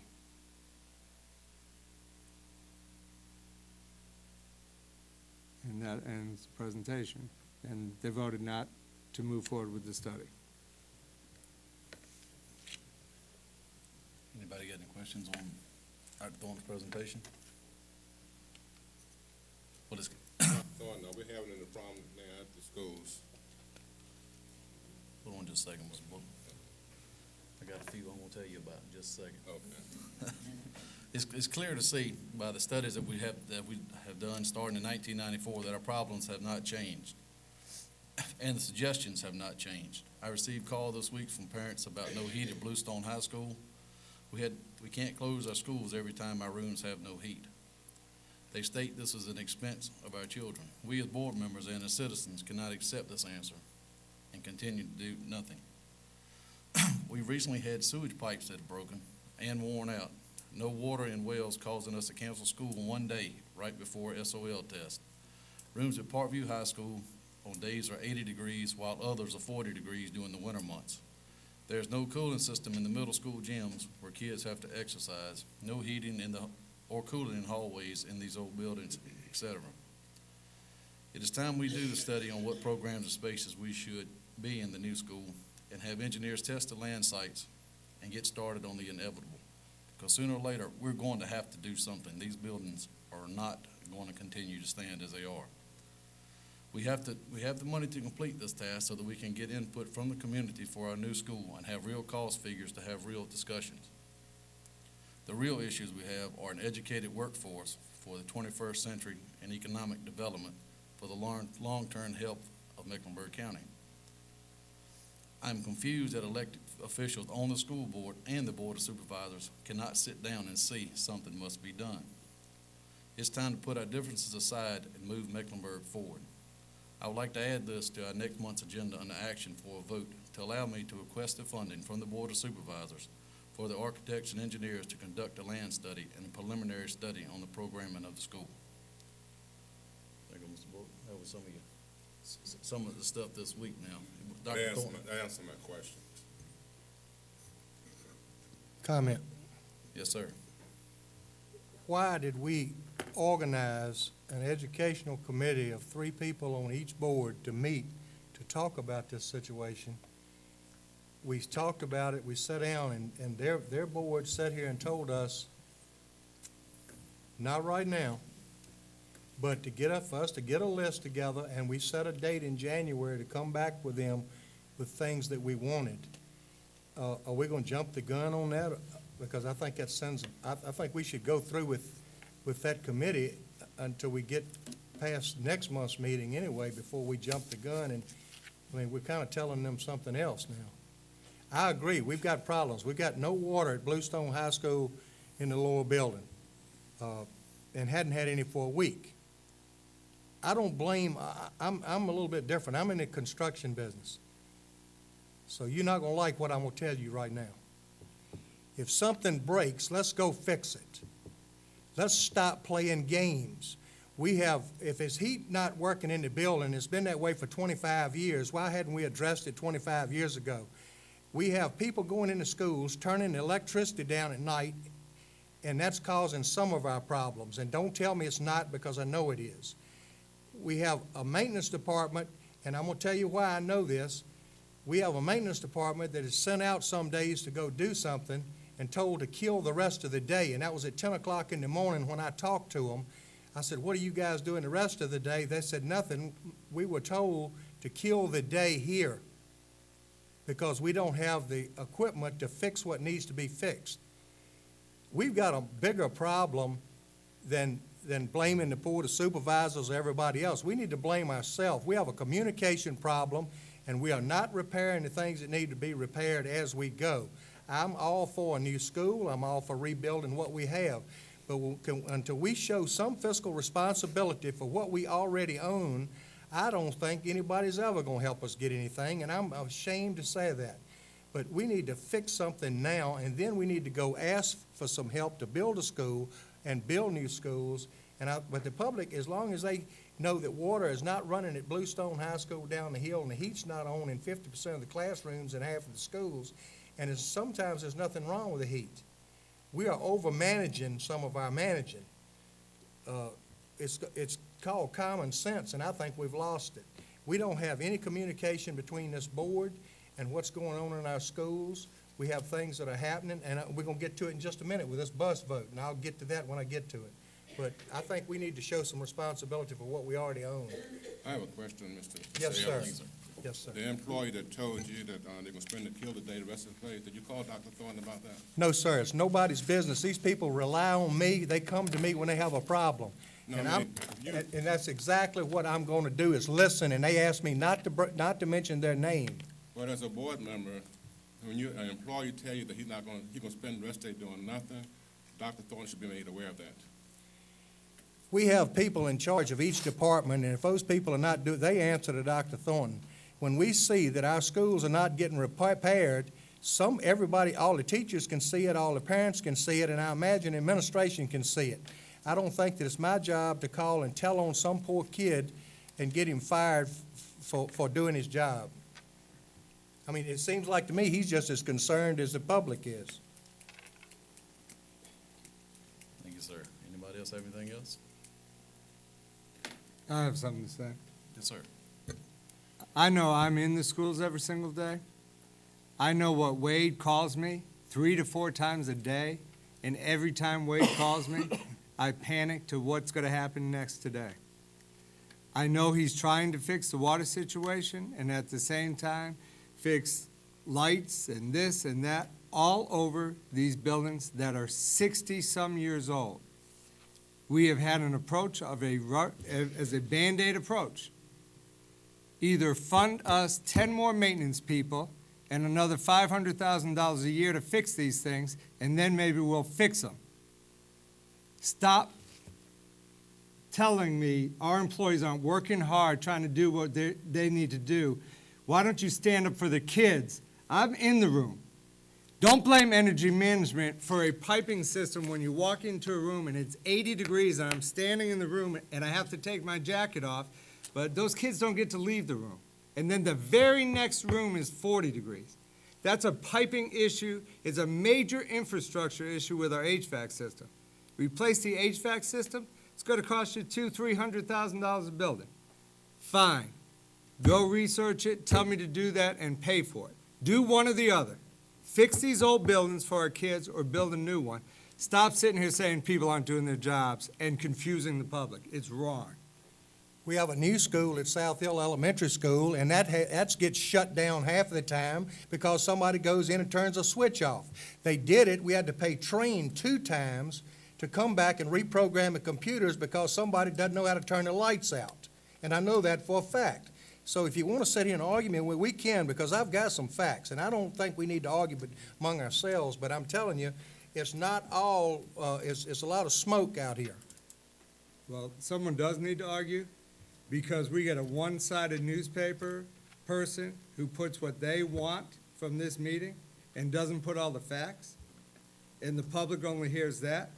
I hope everyone watches tonight's presentation, because what goes on in the meeting is actually what's going on, not what is printed to do a one-sided story. And until we have critical conversations, the good, bad, and ugly, nothing's going to change. Jim Thornton wasn't here in 1994. The problem was diagnosed in 1994 with a solution. It's 2013, 19 years later, and we're still arguing about the same thing. So maybe the dysfunction has to do with 20 years of dysfunctional leadership at both the Board of Supervisors and the school board level. That grown-ups can't figure it out for our kids, and that's a shame. And we're going to cloud it up with accusations and personal comments about people. Put the real facts on the table and fix our schools for the kids, and fix the educational system for the kids. And I've been for better schools since I came here 10 years ago. But when I say we have a communication problem, tonight we have a committee that we're going to work with the Board of Supervisors, and we go over and make peace with them 1 month. Now we're not going to go back in January. We came up with a new plan. Did anybody else know about this plan tonight? I didn't know we were going to ask for it next month. Oh, that was going to be a suggestion. Why can't we communicate among ourselves before we come out here and start just throwing things out in public? That's what I'm saying. We don't have a plan, so how can we ask anybody else to have a plan? That's all I got. Let's go on to something else. People need to go home.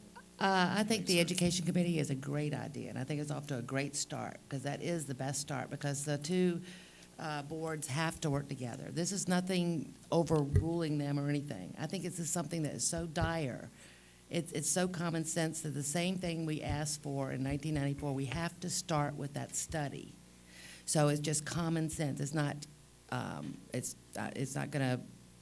it's not going over them or anything. It's going to them and asking them for the study, because that's the main thing we have to do to get a new school. That's what's right for our kids. So I agree. Go ask. Let me go back one more time. I've been here longer than any of you, so I'm going to tell you something. We had a board that already had a group of people that went out and located 3 pieces of property that was suitable for a school. And now we're going to hire somebody else to go out and look for 3 more pieces of property that are suited for a school. If you want to go That was not the if you purpose. want to go ask Mr. Coleman, who was the chairman of this board, he knows where all 3 are. Thank y'all. We're going to move on to subject L, our budget. Dr. Thornton, The, our budget update. the budget is not updated. It's a request from school board members to, for any items they would like budgeted in the upcoming budget. I have one. If we want a prime example of project-based learning, it was Sunday afternoon at Bluestone High School in the gym.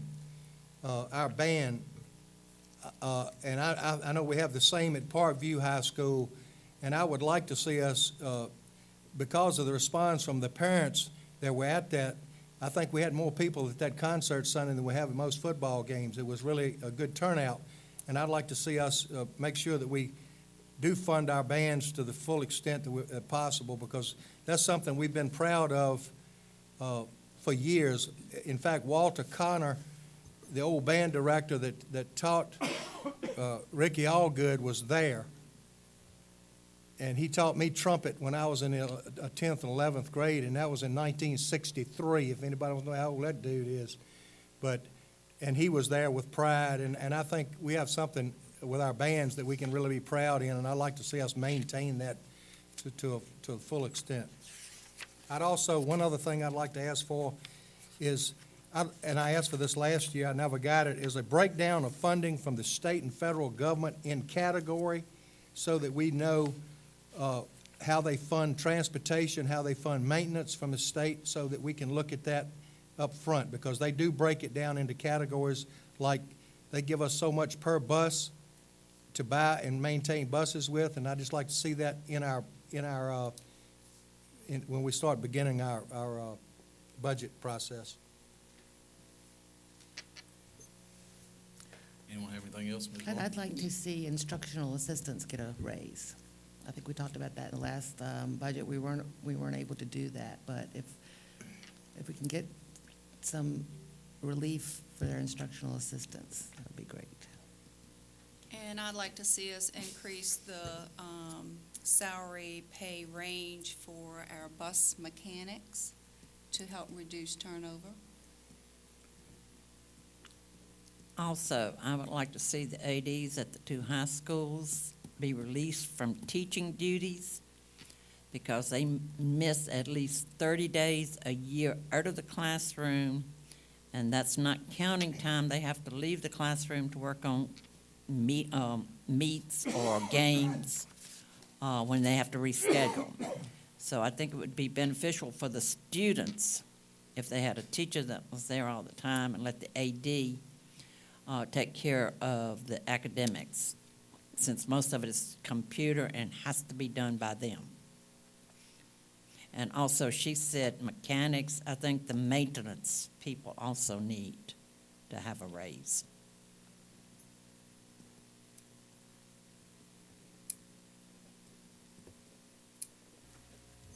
Anyone else have anything that'd like to be addressed in the budget as we're starting to work on it? Alrighty, we're gonna move on to. I have one last Oh, item. go ahead, Dr. Thornton.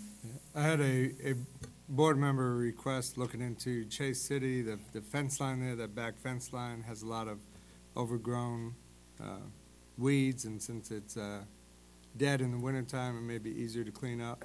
So that is on Wade's maintenance list to clean up the back fence along Chase City as well. I got one more, Dr. Bowen, while we're talking on the budget. I know Mr. Sturdivant brought it up, or he and I talked about it at a meeting previous about some covered walkways connecting our new gyms to our elementary schools. Okay, yeah, Blair Construction actually is working on prices for those. They did drawings, and I'm just waiting for that information. All right. We're gonna move on to, and no one has anything else, we're gonna move on to our public input. Ms. Shuttleworth, have anyone signed up? Was there anyone here that want to sign up for public input that didn't get a chance to? All righty. We're gonna move on to our action agenda. Have a motion, the school board approve the minutes of the regular school board meeting held on November 18th, 2013.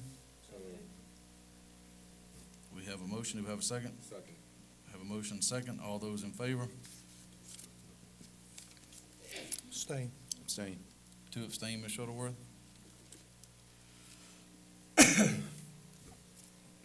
Have a motion, the school board approves payment of the bills. Have a motion. So moved. Have a motion, do we have a second? Have a motion, second. I went over the bills. I didn't find anything I had any questions on really, so does anyone else have any questions or concerns about the payment of the bills or any bills in particular? The legal bills were expensive. Do we have a breakdown of that, or can we get one later?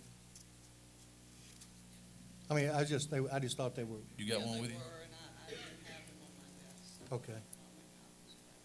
Thank you. Thank you, ma'am. Anything else? Hear none. Have a motion, the school board approves the payment of the bills. So moved. Have a motion, and we had a second. Ms. Wagstaff earlier. All those in favor? Abstain. No. All opposed, 1 abstain, and 1 no, Ms. Shuttleworth. We move on to item C, personnel. Have a motion, the school board approves the personnel recommendations. So moved. Have a motion, second, so any discussion? Hear none, all those in favor? All opposed, none opposed, Ms. Shuttleworth?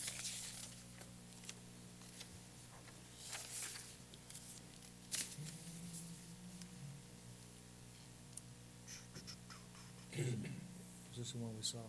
That's what I'm getting ready to do. We're gonna vote on student matter SD 2013-2014-03. That is the student that Motion to approve superintendent's recommendation. have a motion, school board approves superintendent recommendation regarding student discipline case 2013-2014-03.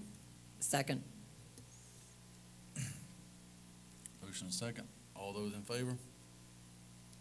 None opposed, Ms. Shuttleworth? We do not have a second student matter. Can move on to subject F, weighting of honor classes at the high schools. We have a motion, the school board approves the weighting of the honors classes at the high schools. So moved. We have a motion, do we have a second? Second. Luke has a second. All righty, there in discussion? Yes. I think this was someone here. You might well come on up here a second, Ms. Yes. Sumble.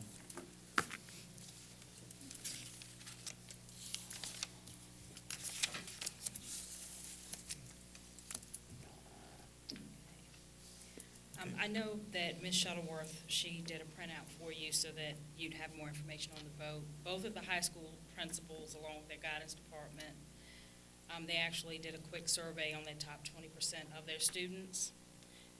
And you'll see your information is broken down by Parkview High School and Bluestone High School. At Parkview High, out of the parents' call, they had 7 that opposed it, 9 that were in favor, and at Bluestone High, 1 opposed and 47 in favor. And they're still waiting on return calls from several of the parents. At Bluestone High School, at both high schools, it won't affect the ranking negatively with the top three. However, at Parkview High School, there was, based on if this change went through, those students ranked 6 through 8, which sort of shift because there's one student that transferred in and another that had less honors courses than some of the other students. So their ranks moved, and then at Bluestone, moved every kid. Well, I have a question. Yes, ma'am. Do the parents understand that the honors class students their work is not as stringent as the dual enrollment students? The parents that called me were concerned that the dual enrollment students were doing more in-depth work than the honors. And yet now they are looking at the honor students getting the same grade point average as the dual enrollments. And that was a real concern. And I'm looking at it, if I can get the same grade point average doing honors than dual enrollment, why am I going to waste my time doing extra work when I can sit in this class and get a grade comparable to the dual enrollment? I may get an A here, but in this class I may get a B. And I understand your concern. In terms of the honors, there's not as many, when you look at the number of credits that you would take under the honor system compared to the enrollment system, they don't necessarily compare. So it's not where you could choose the honors track students, those students who are taking the honors courses, are those same students that are going into the dual enrollment courses. But So you it's not still different. have to take a test to get in dual enrollment, where you don't in honors. Anybody can sign up for honors. And here they're going to do the same grade point average. I'm going with the honors class and do less work. I'm lazy. I'll be very honest. I'm going with the less than the more. And I'm going to get my good grade just like this child that's working double time. Well, there are prerequisites to getting in the honors. But he said we shouldn't do that. I'm not saying, but I'm talking about what's in place right now. Yeah. Yes, ma'am. That's my concern, that we're giving a student the same grade point average for doing less work than a dual enrollment student and SVCC student. They don't get college credit, do they? Honors students? No, sir, you don't get college That's the credit. difference. Yes. That's the difference. Yes. Okay, that's the difference.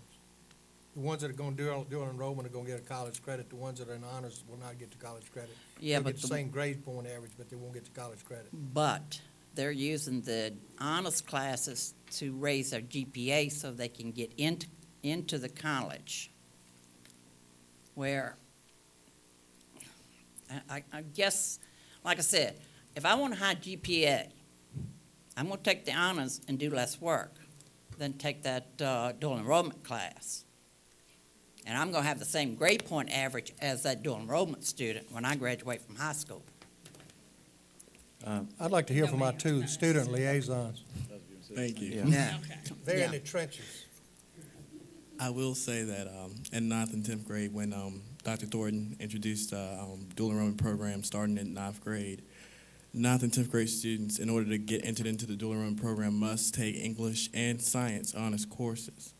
And when they enter into the 11th grade, then they enter into college coursework. So it's pretty much the same thing. They're just not earning college credit. And you have to maintain above a C average in order to be entered into an honors class. So you just can't jump into an honors class. You have to have certain requirements. I've taken honors NDE classes since my 9th grade year. And both classes I think have been equally hard. I've had to work my butt off in all of them, and I completely agree with weighing these classes because I don't want to have worked so hard my high school year for when it comes time to college for this not to be weighted. I'm not going to work for any, nothing, and I think both classes have been equally hard, so. Thank you, answered my question. I'd like to say the initial issue that was brought forward by a parent was that the surrounding counties all around us all weight the honors and it's putting our students at a disadvantage that are competing for those same seats in college. So that was the perspective that we were looking at. We don't want to put our kids at a disadvantage that are taking honors classes here and not weighted, and they're weighted in all the surrounding counties. And we are the only ones in the region that don't weight hours on a higher scale. Right. How's this gonna affect the teachers as far as their grading scales or their systems, or is it gonna change? When are we talking about implementing this? We were looking at second semester of this school year. It's not really implementing any change. All it does is take the final grades that the students have already received, and if they're honors classes, weighting them as a 5.0 instead of a 4.0. It's a computer program. We just changed the setting on the computer program, and it spits out the grade point average. So it really doesn't impact instruction at all.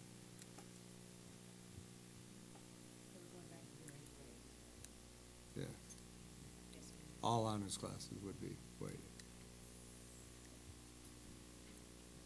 Anyone have any more questions? Thank you, Ms. Solomon. Thank you. We have a motion and a second. We have a motion and a second. School board approves the weighting of honor classes at the high school. All those in favor? All opposed? One opposed, Ms. Shuttleworth. We're gonna move on to subject G, suspend policy for our lease agreement on buses. Have a motion, the school board approves to suspend policy 1-5.4, which allows a vote to take place on the same night as information is held in order to vote on awarding the bus lease agreement and 10 buses. So moved. We have a motion and a second. Is there any discussion? Yeah. Yes, sir. When can we do away with this policy altogether, or or stop circumventing it? Can we do that? I mean, if we're not gonna use it, let's just do away with it. Because, I mean, you know, because it's school board policy, and then we just go over school board policy and just create our own little thing. So if we're gonna do this every meeting, why don't we just do away with this policy, and then we, you know, I just don't feel like it's right to do something against policy. But anyway, that's just my opinion. Can I speak to this? Okay. Any further discussion? Can I speak to that? Yes, sir. The policy was originated for major discussions such as the drug testing that went on for like 4 months of discussion. The bus lease was actually approved in the budget, so it was discussed throughout the budget cycle. The bus lease, or once you get to an RFP, you do an RFP and you pick it. Mostly you have to do the low bid unless there's some other leeway in there. So the presentation is the presentation. It's not going to change. It's not going to change a month from now, the facts. And I don't know. The only question I have is I've never seen an RFP. That's an administrative thing to do. If you'd like to see the RFP, you can see the RFP. Well, I'll get to this in the next question. Okay.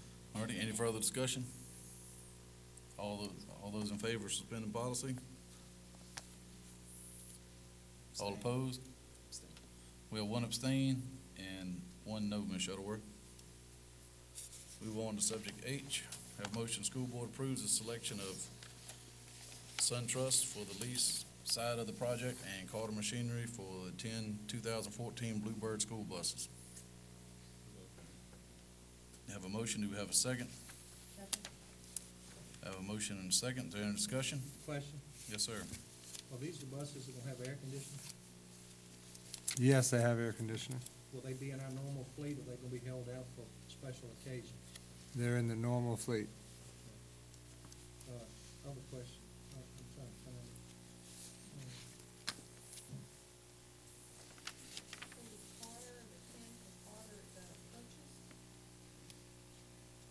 Yeah, it's a purchase lease. SunTrust is the leasing agent, yes. Does it make any difference that in the last paragraph of the lease, it says that this lease is not signed and sent back to them by November the 16th, that it's null and void, or have we already notified them? We've notified them because we missed the last board meeting date.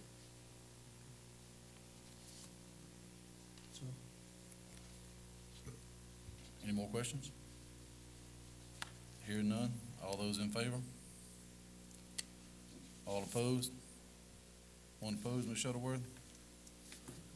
We're gonna move on to subject I, suspend policy, drug testing vendor. Have motion, school board approves to suspend policy 1-5.4, which allows a vote to take place on the same date as information is held in order to vote on awarding the bid for the drug testing vendor. So moved. We have a motion, do we have a second? Have a motion and a second, is there any discussion? Hearing none, all those in favor? All opposed? One opposed, Ms. Shuttleworth? Have a motion, school board approves to award the drug testing vendor to COE Management Group Incorporated. So moved. We have a motion, do we have a second? Second. Is there any discussion? Hearing none, all those in favor? All opposed?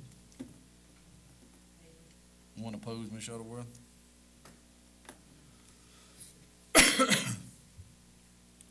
Subject K, suspend policy or security access control vendor. Have a motion, the school board approved to suspend policy 1-5.4, which allows a vote to take place on the same night as information is held in order to vote on awarding the bid for the security access control vendor. So moved. We have a motion and a second. Is there any discussion? Hear none, all those in favor?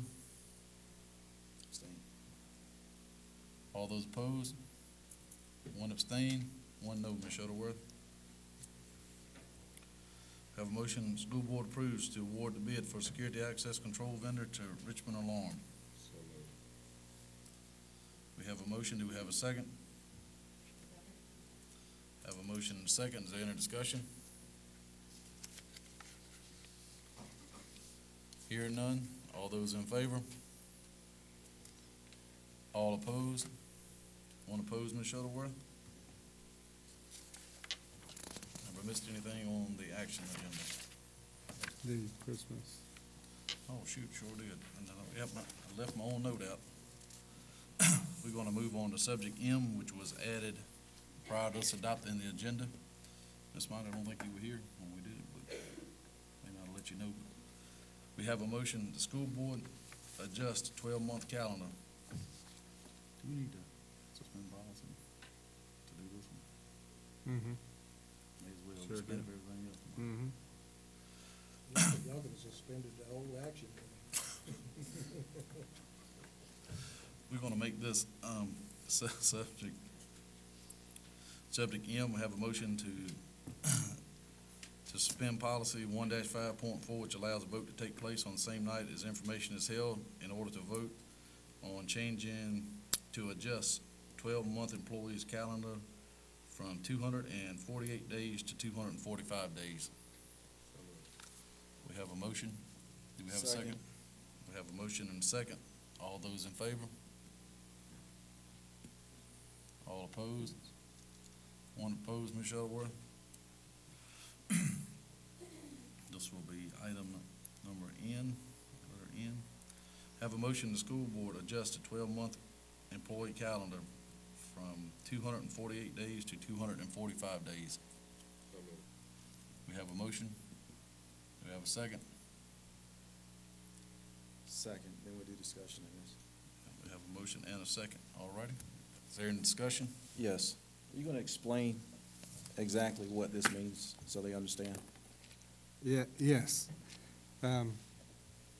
Currently, our 12-month employees are on, you heard our chair say 248 days. They're actually on a 261-day a year work schedule with 13 built-in holidays. So that equates to 248 days, which means the 12-month employees have to come in 3 days over the winter break. Sometimes you got one employee in a building by themselves, and we're heating a building for those 3 days for them to sit there pretty much on their own. We researched all the counties around us, Charlotte, Brunswick, Lunenburg, and what they did for 12-month employees, and their 12-month employees on a 240-day work schedule. So they don't build in the 13 holidays.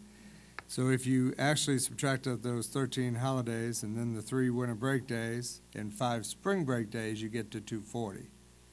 So we're not asking for the 5 spring break days. What we're saying is give the 12-month employees the 3 days at Christmas, or winter break, and reduce their thing to 245 days, so we can shut down the buildings over the winter break. Does that make sense? Anyone have any further questions on that?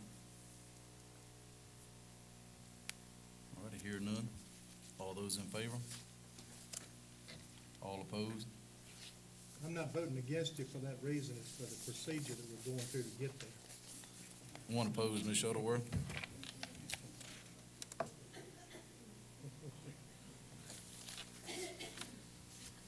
All righty, we're gonna move right along. It's been a long meeting. We're gonna jump right on to board member remarks. Ms. Wagstaff? Could you be mighty quiet? I'd like to wish everybody a Merry Christmas and a Happy New Year. I do want to say something about these policies, though. It seems like some of our board members pick and choose, are so adamant about policy when they themselves totally break the policy rules. One example was making statements to get out in the paper, and one example was, why do you give those tests to churches? Of course, that's a policy, is to auction the churches. I think you said that in a prior meeting. Another policy of ours is never to bring surprises. We always communicate any questions or anything we have with the superintendent before the meeting. That's also a policy that gets broken quite frequently. I think all we need to all just do is take a step back and just say, important thing we need to be doing is concentrating on our children, and we've got to continue to get things done for them. We've done a lot. We've got the gyms, we've got the additions. We need to do what's right for our kids, and we as a community need to move forward. Thank you. Thank you, ma'am. Ms. Sturtevant? Ms. Prieur, the only thing I have to input, I think communication is key with this board and the public.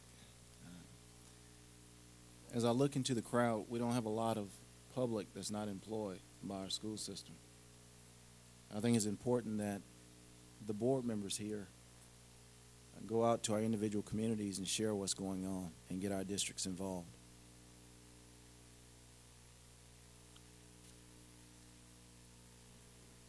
The infighting that we have to do a better job. I'm 100% behind the new schools. We need it. It's not us. We're old. We're not going to go to those schools anymore. But our kids are the ones that need it. So hopefully we can get through the cloudy issues that we have, focus on the positive, work towards getting the facilities that our kids need. We have to do a better job with our individual board. We as board members need to communicate with our counterparts, the Board of Supervisors. A lot of work can get done. Work doesn't get done right now at this meeting. The work gets done prior to the meeting and after the meeting. So I think we need to humble ourselves, communicate with our Board of Supervisors members, communicate with each other, and hopefully get on track and get our facilities built. That's all I have. Thank you, sir. Ms. Miley? I hope everybody has a wonderful holiday and Happy New Year. Thank you, ma'am. Ms. Garner? I have 3 things. Number 1, I enjoyed the student-faculty basketball game at Parkview. I hope Ms. Kinley didn't have too many teachers out the next morning.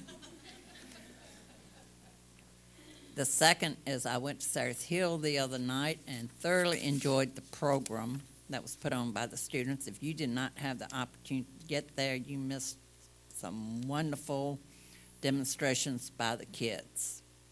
And the third, Merry Christmas and have a nice holiday. Thank you, ma'am. Mr. Edwards, I was letting you rest. I was letting you rest. Go ahead. We got time. Ms. Wagstaff, if it wasn't Christmas, I'd work on you, but I'm not going to do it since it's Christmas. I hope all the teachers will have a good vacation. They deserve it. They've worked hard all year, day and night. I know that. I just, some of the things I vote against sometime, I'm really voting for you. It's just that I'm stubborn and I don't go along with some of the procedures we have up here. So hope you have a nice holiday. Thank you, sir. Mr. Bullock? I just want to wish all the teachers and the principal a Happy New Year and a Merry Christmas and be safe. And I failed last month to mention that when Dr. Thornton and I and Senator Ruff and Delegate Wright visited South Elementary School, I failed to mention that Ms. Covenant carried us around along with her assistant, and they had a real nice program there, and it's continuing to grow. And I hope that next year we will work together as a unit and get some things done. Merry Christmas, everybody. Thank you, sir. Mr. Moody? I would like to once again congratulate our December seniors of the month. And I would like to share with you all a campaign that Parkview and Bluestone High School are collaborating on. Bluestone and Parkview High School students are currently participating in a campaign called Teens for Jeans. Teens for Jeans is a program led by Aeropostale in which schools collect gently used jeans for homeless teenagers and children. The SGA and STA of both schools are leading these clubs in efforts. The school that collects the most jeans will receive a $10,000 grant. The school that collects, both Parkview and Bluestone High School's goal is to collect 1,000 pair of jeans. Parkview has already collected 211 pair of jeans.